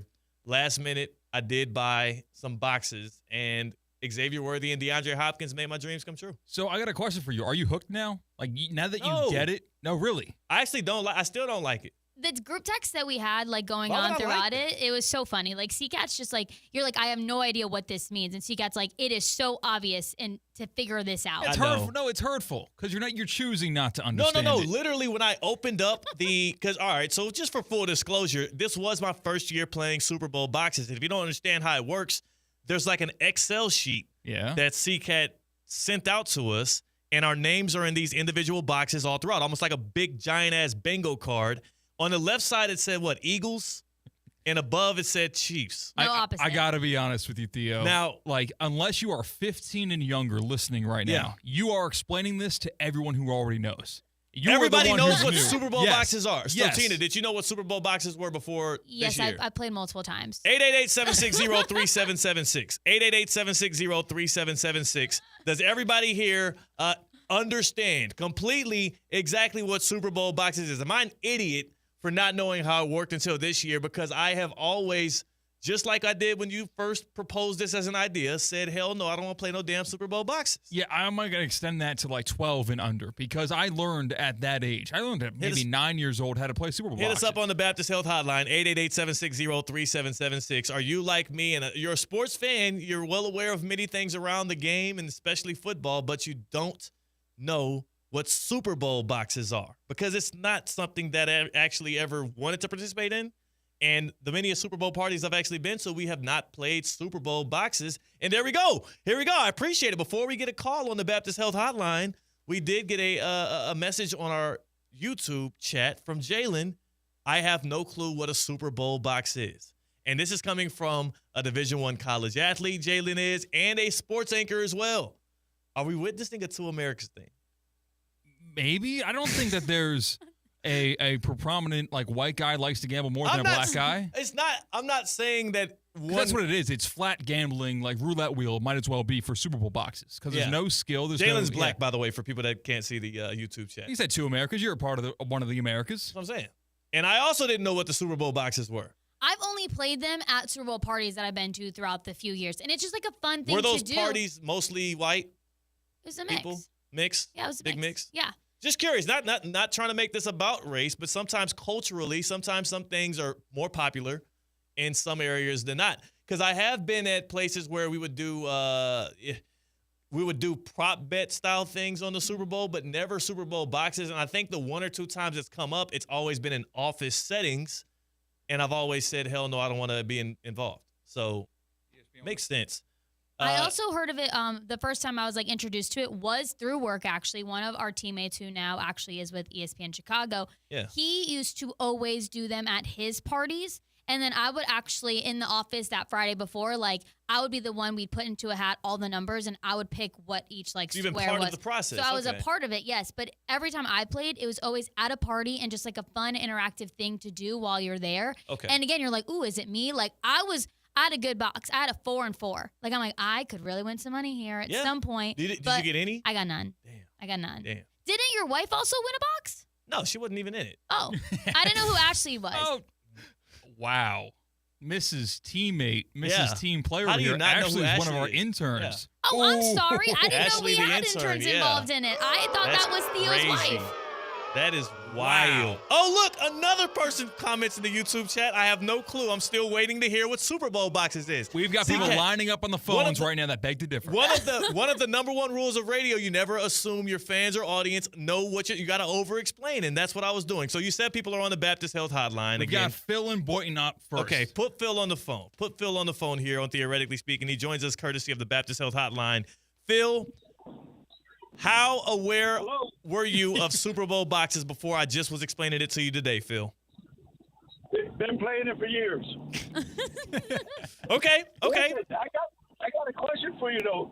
Do you guys play final also, the fourth quarter and a final? Yes, I do. First, halftime, third, and final. I won on the final, by the way, Phil, so I won big. Okay, because the final, if you got an end of a fourth quarter, it's tied, so you could actually have with a final, you could have two winners, different winners. That's a good point. Split it up. I think I described it as final, not fourth quarter. Yeah, it was So final. so if it went to overtime, that would be the final score, not what it was if it's 20-20. It wouldn't Gotcha. be 0-0 winning. It would be whatever that final score is. Okay, got you. Well, I appreciate that tap in, Phil. I appreciate that you gave some kind of, at least, he verified you a little bit. But we're not over. We got Joe and Jupiter who's lining up next in the People Baptist are Health still, Hotline. all right, we can bring Joe in. I want you to know people still want to know what the hell Super Bowl boxes are, so we're still going to have to explain that. But Joe is in Jupiter. You're on Theoretically Speaking. Joe, did you play Super Bowl boxes this weekend? I did not, but I've known what they are for about 25 years, and I'm an old man. Before I build the confidence with you, do you know what a teaser is in football? Yes. Well, in gambling in general? Yes. Yes. I'm just trying to build my confidence back in you. Okay, got you. know Thank what you. boxes are. Do I know what? Okay, you know what a spread? A spread? No. Explain teaser? that to me. Oh my gosh. I'm messing with you, Joe. Damn. Hey, Joe. Do you know what an international star is that got traded to the Lakers in the middle of the night, who is playing basketball for Los Angeles and leaving y'all abruptly sad right now, Joe? How are you feeling as a Mavericks fan? And y'all are getting berated. I don't like what they're doing to y'all in that arena. That's unnecessary. Just look at your DM. I told you what's been going on in the Dallas Metroplex the past 10. It's the worst 10 days in Mavericks history, maybe NBA history. I mean, it went from Luka getting traded in the middle of the night, and then AD spends 2.5 quarters looking fantastic, and he's done for a month. And then they're protesting out in the court, coffins and everything, and then they're throwing people out of the stands. The arena yesterday, or when they played the Kings, was like half full. It went to overtime, and hardly anybody was there. Joe, it is abysmal what's happening in Dallas. I appreciate your call. I appreciate you reinstilling confidence in me and almost explaining to me what a spread was. C-Cat, I kind of wanted him to describe what a spread was. Yeah. I kind of was curious how during this daytime, we've done that, man. Yeah. No, this Mavericks thing, we got to get to this. We got to get to what's happening in Dallas as they have now felt the full experience of what Anthony Davis is. We also have to talk about what it means that Luka is in Los Angeles now, learning from some of the greats and also playing with a franchise that Kobe, remember, he had that connection with Kobe. He cared about him in a very major way, and I think he's going to want to make Kobe Bryant and the Bryant family proud with his play out there in L.A., so I do think he's going to lock in. So that was the Joe and everybody else tapping in on the Baptist Health Hotline, and, of course, not only does the Baptist Health Hotline get hot some days, Baptist Health also clues us in on some major ooh-oohs and injuries and hurtsies. Is it time for that right now? My leg! I'm not angry. Time for the I am in injury pain. report. My leg! Time now for an injury report. My head and torso! Wow, that's crazy. They hit me everywhere except my legs! Presented by Baptist Health Orthopedic Care. Go where the pros go. As much as I wanted you to describe what an injury was in as many words as possible, ow, ow, ooh, ouchies, Ooh, and hurtsies. boo-boos. Boo-boos, yeah. Whoopsies. Or you can call them just ADs. Because that's what Anthony Davis has been known for his whole career. He's 31 years old. The Mavericks trade for him, and the full Anthony Davis experience is what the Mavericks got in his first game in Dallas. AD, after an amazing first half, 20-plus points, was 26 points, 16 boards, 7 assists, and 3 blocks through 31 minutes. That's what Anthony Davis had. And then he goes down with a non-contact abdominal injury. It is now being reported he's out multiple weeks because of a left adductor strain, whatever the hell you call it. All I know is the dude that twisted his abs up, and like always, he is not going to be available because of his body. That is the Baptist Health Injury Report, adding insult and injury to a Mavericks fan base that has just been thirsting for their superstar back. And that's brought to you by Baptist Health Orthopedic Care. And we tell you about this all the time, but I got to ask you again, is joint pain affecting your quality of life? At Baptist Health Orthopedic Care, our team is experiencing traditional joint replacement surgery, as well as new, less invasive treatments with the goal of returning you to what you love as quickly as possible. Learn more by visiting baptisthealth.net/ortho today.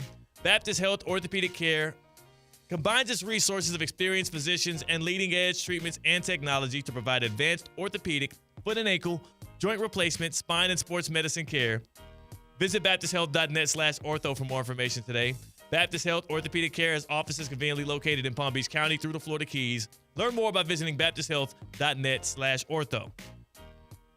Our fans are also still trying to wait and see what the hell is a Super Bowl box. They also probably are, you're right, concerned with my different definitions for injuries. I did run out really quick there, Tina. Our director of content, Brian Rowitz, did text us and say his 8-year-old can explain boxes, no problem.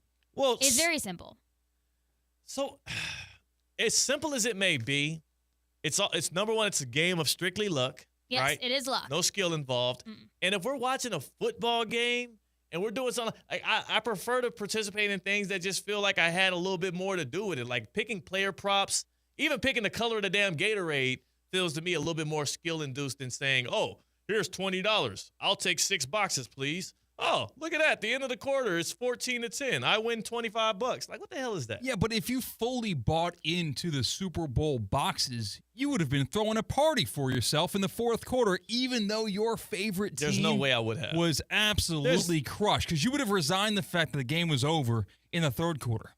But now you are kept watching because maybe my numbers will hit. And what? Touchdown. All right, we need this. He got the 2-point conversion. You're jumping for joy. The confetti falls. You are $250 richer. Rather than just getting a random notification from a Zelle from me. That's how it could have been so much better if you bought in. As the game ended, I got a Zelle from CCAT, and that was my first notification. Before I even saw the box score, I saw how much money I won off the boxes. I was like, what the hell is this for? There's no way in hell I would have been hanging on to and watching the end of that fourth quarter of a blowout to see that, because also I wouldn't be able to stomach to watch the Eagles celebration. Like I still haven't seen any of that post game stuff, and you can't watch it. And also, how much worse would the heartache have been if like Xavier Worthy scores that touchdown? I know I need a 2-point conversion to win a bunch of money, and that's all I have to hope for because the Super Bowl is over with, and I'm really not in a good mood anyways. And then Hopkins drops a 2-point conversion. So you want to just take a knife and just stab it right into my heart? So you didn't want to risk more of your happiness? Yeah, I didn't want to be game? less. I turned the damn game off. I don't think there's a Chiefs fan in sight who was rooting for the back end of that game because of Super Bowl boxes. Yes, they were. There's no way. Yeah, well, I mean, if you're talking about thousands or something, yeah. Yes, people like it's an office pool, dude. We weren't doing that. I know, but you're wrong in what you said, because there are Chiefs fans alive that are in big money boxes that put about maybe $5,000 in a box. I got a number for them to call. It's a fun. Hey, listen, if you're making a lot of money, then their $5,000 is our $10. Exactly. So I wouldn't be watching then. You just eradicated your whole point. What?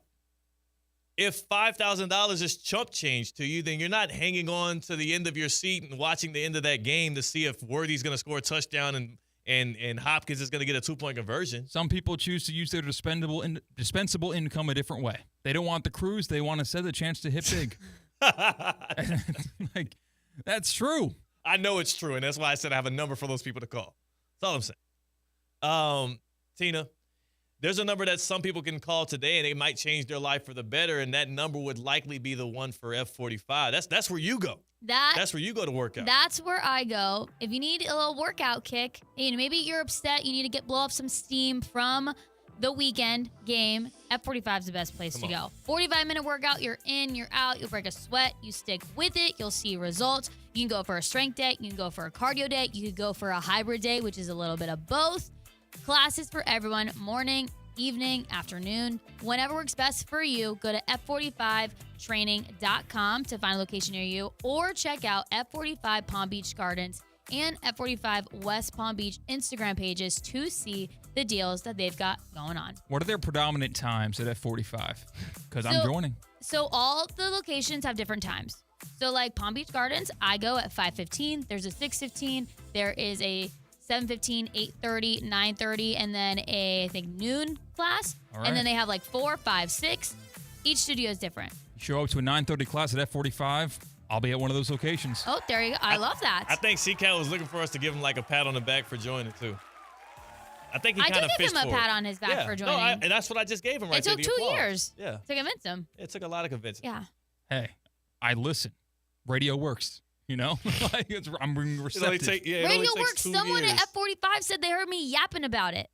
They heard me yapping about F45, and that's how they went there. It actually happens a lot. Yeah. Yeah. I loved actually that they used the word yapping. I was going to say, that didn't seem very complimentary. I took it as a compliment. I do yap about it all the time. You know what's weird too? Like my wife takes when I call her a yapper as a compliment as well. When I hear her like just talking to her mom on the phone, I'm like, yo, y'all just be yapping. And she's like, yeah, we're yappers. And I'm like, that's not, I meant that in a derogatory way. You should be offended right now. Yeah, like it kind of made me mad. I'm like, But would you not like if someone said you're a professional yapper? no. Well, Yapper seems like there's no substance behind what you're saying. That's the thing, yeah. And I think the difference is we look at it with that perspective of saying there's no substance, whereas like again, my wife did not take it that way at all. She's just like, yeah, we're talking about nothing and having a good time. Yeah. Oh, so like we think that words hold this weight when in reality they do not. She's just like, yeah, I mean, there's a smile on my face right now, so something good is happening. Did someone right now listening or watching take something from today and wow, my life is better now? Yes. I would prefer that happen than for people to be like, yeah, Theo on Theoretically Speaking, 2 to 4, ESPN 106.3. Yeah, he's just yapping. Someone's going to do Super Bowl boxes next year because they learned about it right now. Yeah. Oh, did we ever explain what Super Bowl boxes were? I don't think so. No. It's hard to explain, I'll be honest. I know. So exactly. You need a visual. Exactly. It's hard to explain. It's like a strictly luck-based game, and I think the only way to really fully understand it is to play it, and I do understand it now. Yeah, just look up Google. Simple. Maybe a Bing or a Yahoo search. Super Bowl boxes. How does it work? You'll get the article that I sent to Theo, and now it all makes sense. But y'all all also – did you send me an article? It was in the email. They didn't check. I mean, what do you want me to do? Read emails for a gambling competition at work? Are we even allowed to be doing gambling competitions? I'm getting the FCC involved. On the other side, midday midterms, we're going to be handing out some grades, as well as we do have to talk about if we're ever going to pay those debts that we have for another competition here on the ESPN 106.3 airwaves. There's been no talks of the Punchline Picks punishment, and I'm not sure who's doing that is. So we discussed both on the other side. That's CCAT. That's Tina. I'm Theo Dorsey. Cocktail of the day as well. Yes. Cocktail of the day on the other side. We're Theoretically Speaking on ESPN 106.3. Live from the Anajar and Levine Accident Attorney Studios. Anajar and Levine Accident Attorneys. Call 1-800-747-FREE. This is ESPN 106.3. South Florida's one and only PGA Tour event returns to the Champion Course at PGA National, February 26th through March 2nd. The Cognizant Classic in the Palm Beaches will deliver a best-in-class on-site experience featuring a variety of fan amenities alongside the premier competition. Kids 15 and under are admitted free with a ticketed adult. This can't-miss event is right around the corner. Buy your tickets now at thecognizantclassic.com. Kaiser University's flagship campus, the 100-acre residential campus at 2600 North Military Trail in West Palm Beach, extends Kaiser University's educational offerings to over 100 degrees in the heart of South Florida. Kaiser University also has an athletic program with 20 national championships, including the 2024 Women's Swimming and Diving Championship and 2023 football, lacrosse, and men's swimming and diving titles. Visit KUSeahawks.com for the latest. Welcome to TGL, presented by SoFi, golf's newest league. It's sharp and it's electric. How is it sharp? How is it electric? Good questions. Try this on for size. 2 hours of hammer-dropping, overtime, forcing, playoffs on the line, golf. With 24 of the best players from the PGA Tour, split into 6 teams. Atlanta, Boston, Jupiter, LA, New York, and the Bay. This isn't your average Sunday pickup game. Tune in every week for TGL matches, only on ESPN. Keep up. It's golf. You've got so many chances to win big on Hard Rock Bet.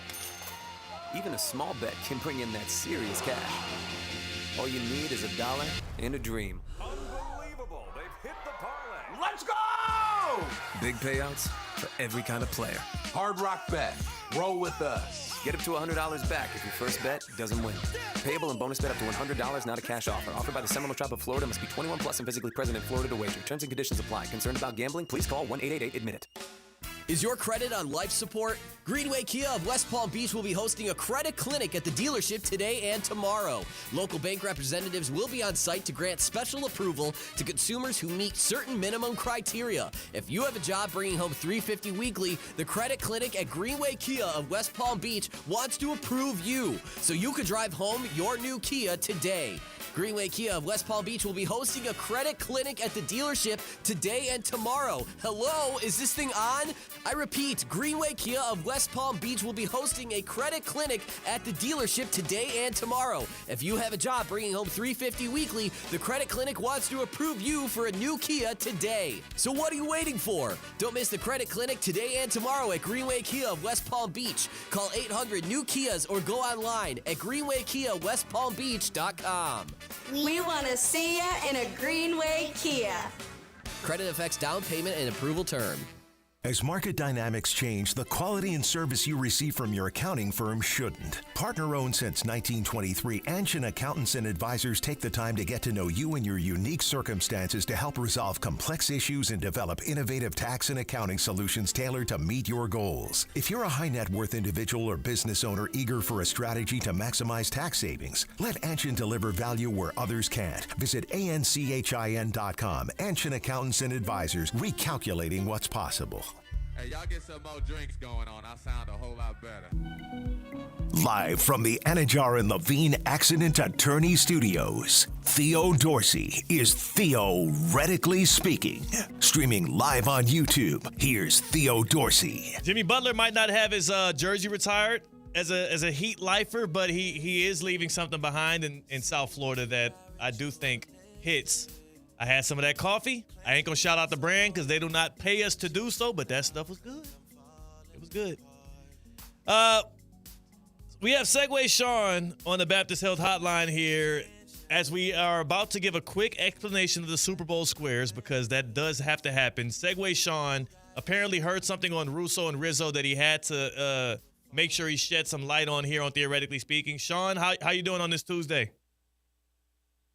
I'm always good, man. Always good to have you guys in the ears while I'm driving around. I really appreciate it. And now Tina's back in the industry, which is actually a good thing because I know there's been times when Christian's been a little brash or a little stern on the way that they view sports or however they talk. Either way, I'm glad she's there. So this can give. I got to give her credit where credit's due. Great touch having Tina here. It helps out a lot. I know that CCAP does the ones and twos behind the glass and more than one-on-one program. And, you hear some stuff when you're working on other programs, I'm sure, that about the other people. And I know everybody's friends and everybody's boys, everybody's girls. but I had to give him some credit here. I'm listening to the Russo Rizzo show yesterday, and immediately, fresh off the Super Bowl fandom loss that you just recently had, Russo Rizzo immediately coming into you, questioning your fandom of all things, right? And they're getting on you, and they're getting on you about it, and they're not digging, but they're kind of punching a little bit. And, they're doing things like, why is he a fan of this? Why is he a fan of that? I never heard this. He told me this. I heard this. And to Christian's credit, he's given you as much backup as you possibly could during that time. And whether or not you heard about this or not, but I feel like you need to hear it. He's saying things like, well, he went from here. He's telling the whole story to these guys and really spelling it out with the Houston, the Carolina thing, the Chiefs thing, the Heat thing here. And it kind of reminded me of how people talk behind other friends' backs. And they were doing the thing where they're like, me and I think it was, I don't know, it was a Russo. It was like, me and Theo are boys. They lead in with that. And then they're like, that's like people undercut you. Yeah. Like love the guy, love the guy. But me, I love the guy. Me and him are boys. That allows me to kind of talk some crap about him. Yeah. So even though they did that, CCAP is doing a really good job. The boys over there looking out for you. So I appreciate that. Segway Sean, I appreciate your call. I appreciate you making light of this. For me, I'm now going to listen back to it to make sure that what you're saying is true, because CCAT also spent the whole hour of yesterday's show berating me about my fandom. So I appreciate the call, Sean. And CCAT, is this true? Is he being honest? Did you have my back when R&R tried to take me down? So I think Segway Sean might have joined in after I got my punches in. Because I kind of brought up your fandom on the show. Oh, you sparked it. Yeah, you sparked I it. called you a Chiefs supporter more so than a fan, but they were acting as if you had no reason whatsoever to be a Chiefs fan. And Rizzo opens like, well, where's he from? Well, where's he from? And it's like, well, that doesn't matter because he was a Panthers fan before. So, yeah. It's and by the way, I was born in Kansas. So I appreciate you, CCAT. Before we get to, can we do a cocktail of the day? Yes, we can. All right, so the midday midterms is coming to you right now, but the cocktail of the day first with Tina here on the Happy Hour. What we got? So today on the top that I'm wearing, there are some roses on it. Nice. So I decided to find the rose cocktail. And it's only 3 ingredients. Okay. I don't know how to say one of the words. It's all good. 2 ounces of dry vermouth. Got that one right. 1 ounce Worcester sauce. No. I know how to say that word. Yeah, I know how that word's spelled and how to say that. So what are you saying? I don't know. KIRSCHWASSER. Yeah. Yeah, I don't know how to say it. Okay, we have that. And then 1 teaspoon of raspberry syrup. How's it supposed to taste? Like bitter, sweet? Like a rose. Like a cherry. Cherry. Not like a rose. You don't know. How does a rose taste, DK? Like a raspberry. If you got to ask, you can't afford it. I can't afford to buy a rose Very and simple. eat it. Yeah. You're a freak. I feel like you actually have eaten a rose petal before. No, but I feel like it's a rich person thing to have very, what's the word, floral? What's the word when you integrate a flower's smell in a cocktail? Use the aroma. Aromatic? It is aromatic, but I think there's an actual, there's a term. You're right. There's a term that you use to the actual exercise of doing that. You're aromating it. Maybe. Yeah. That's it right there. You're aromating it. You aromate the rose flower. Don't call in, by the way. Do not call in and correct me. That's going to be the word for today. Midday midterms.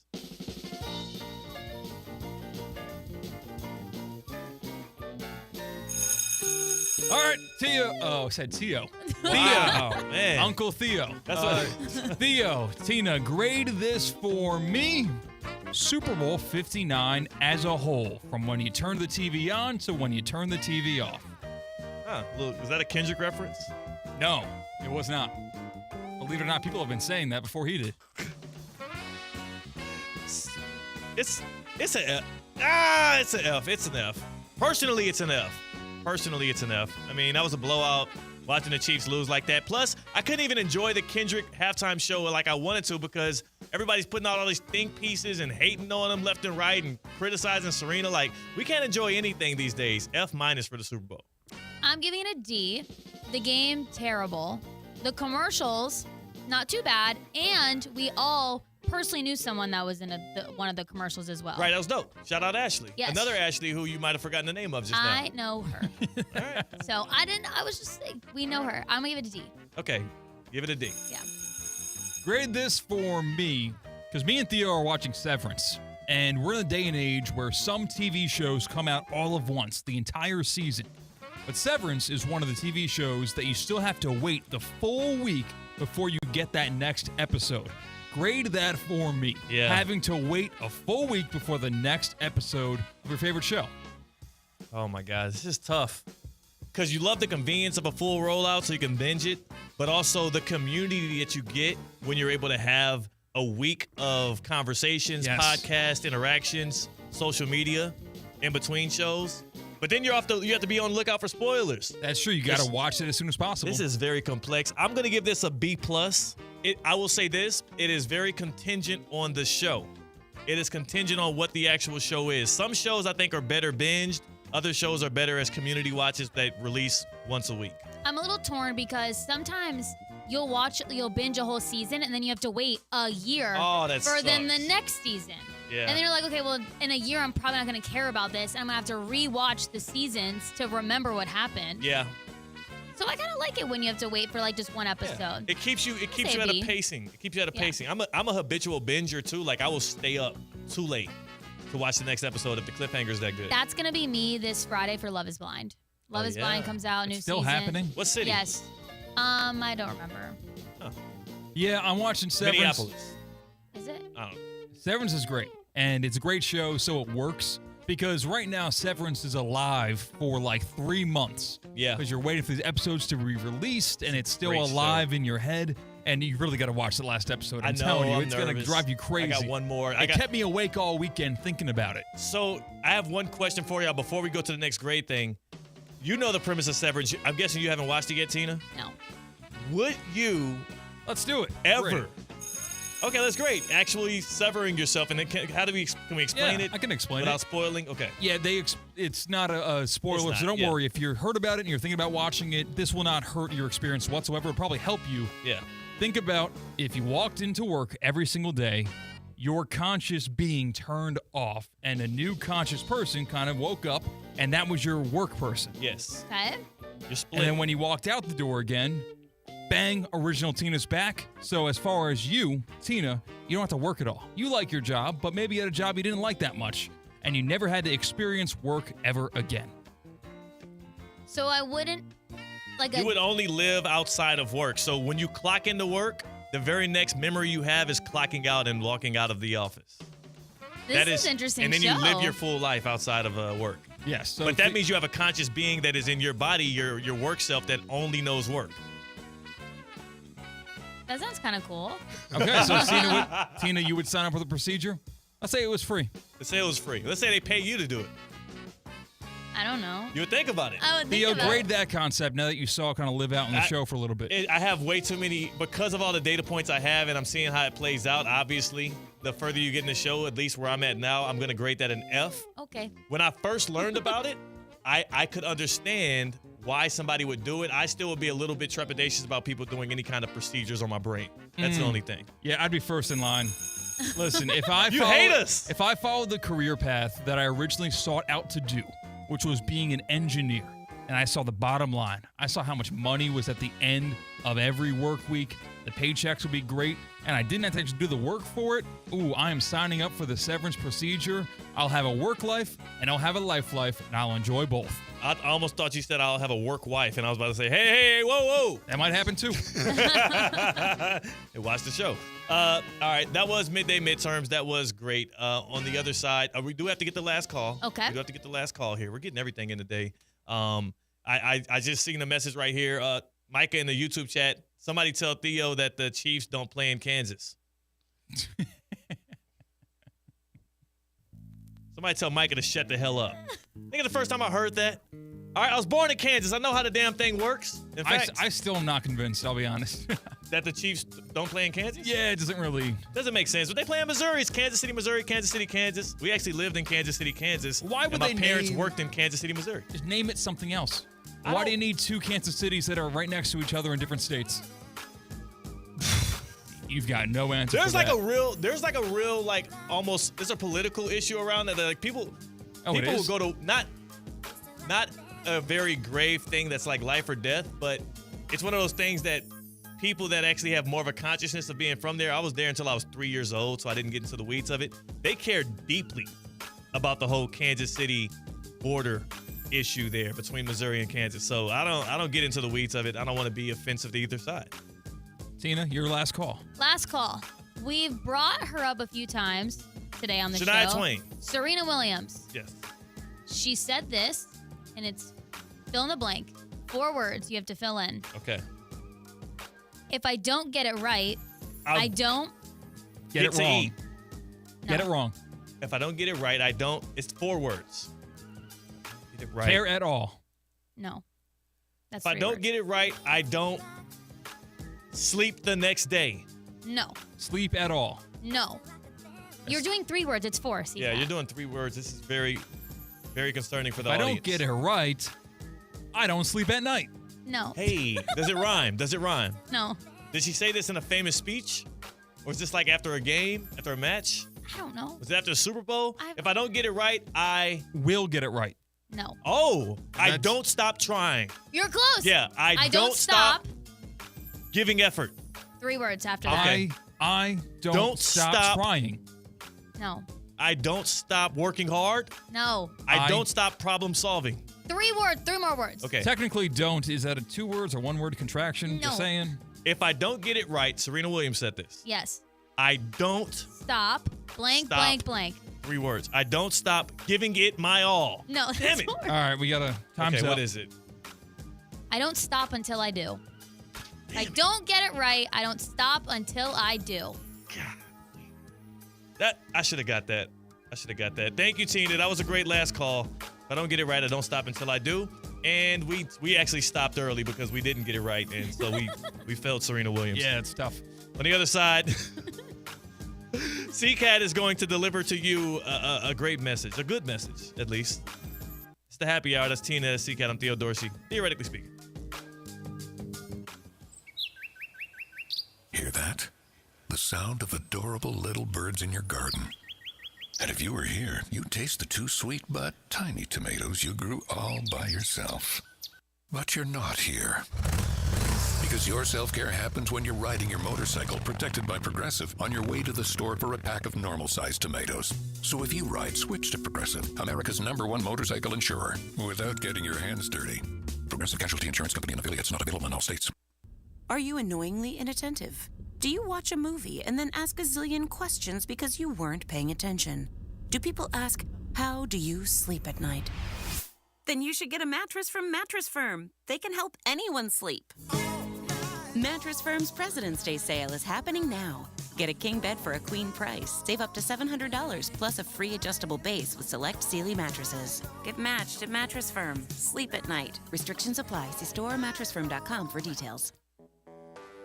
When you're hiring, have you ever felt like you're missing out on meeting truly great candidates for your roles? It seems impossible to find them, but they have to be out there somewhere, right? Well, they're not hard to find when you know where to go, and that place is ZipRecruiter. And right now, you can try ZipRecruiter for free at ZipRecruiter.com/free. ZipRecruiter helps 10 million people with their job search every day. And because these people are actively looking for jobs just like yours, it's easy to find the right person right away. In fact, 4 out of 5 employers who post on ZipRecruiter get a quality candidate within the first day. But if you're not using ZipRecruiter, you're missing out. So see what it's like when the impossible is easy. When you go to ZipRecruiter.com/free right now to try ZipRecruiter for free. Once again, that's ZipRecruiter.com/free. ZipRecruiter.com/free. Never miss out on great candidates with ZipRecruiter. While it's not always possible to see contaminated water coming out of the faucet, the taste is difficult to ignore. And what about plastics and pharmaceuticals now in the water? The team at Culligan is here to help. Culligan offers water testing and reverse osmosis systems designed to filter out those contaminants right at the source. Culligan has been helping the local community with water issues since 1936. Schedule your appointment today at Culligan.com. Hey, Culligan man!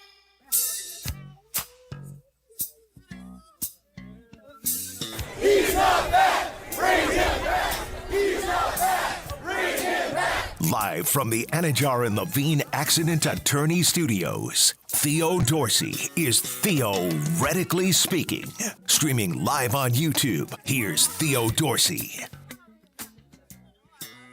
See, Cat?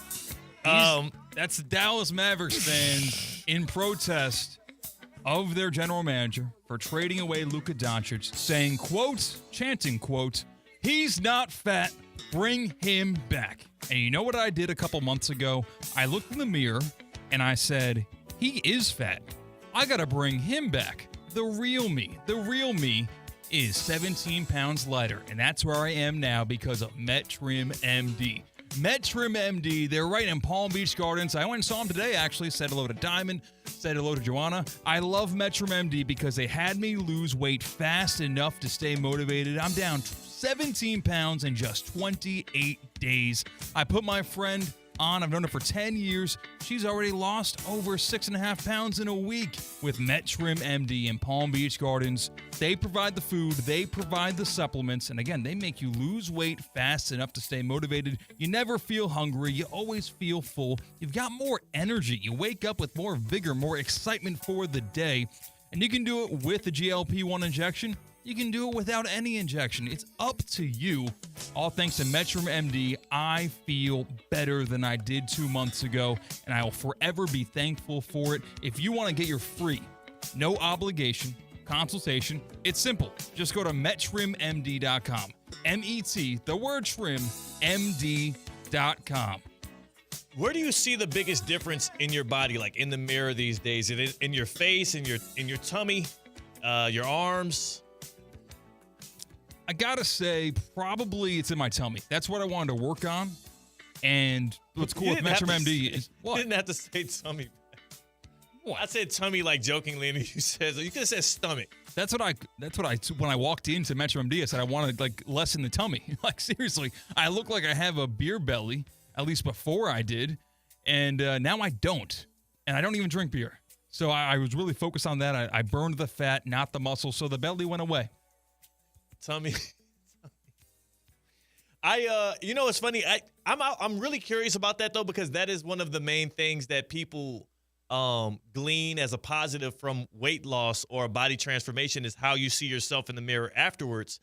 And I've only gone through one body transformation in my adult years, at the very least. That sounds way more crucial than what it actually was. But I used to be super duper frail, and I bulked up in the gym, and I'm like, you feel different when you look in the mirror.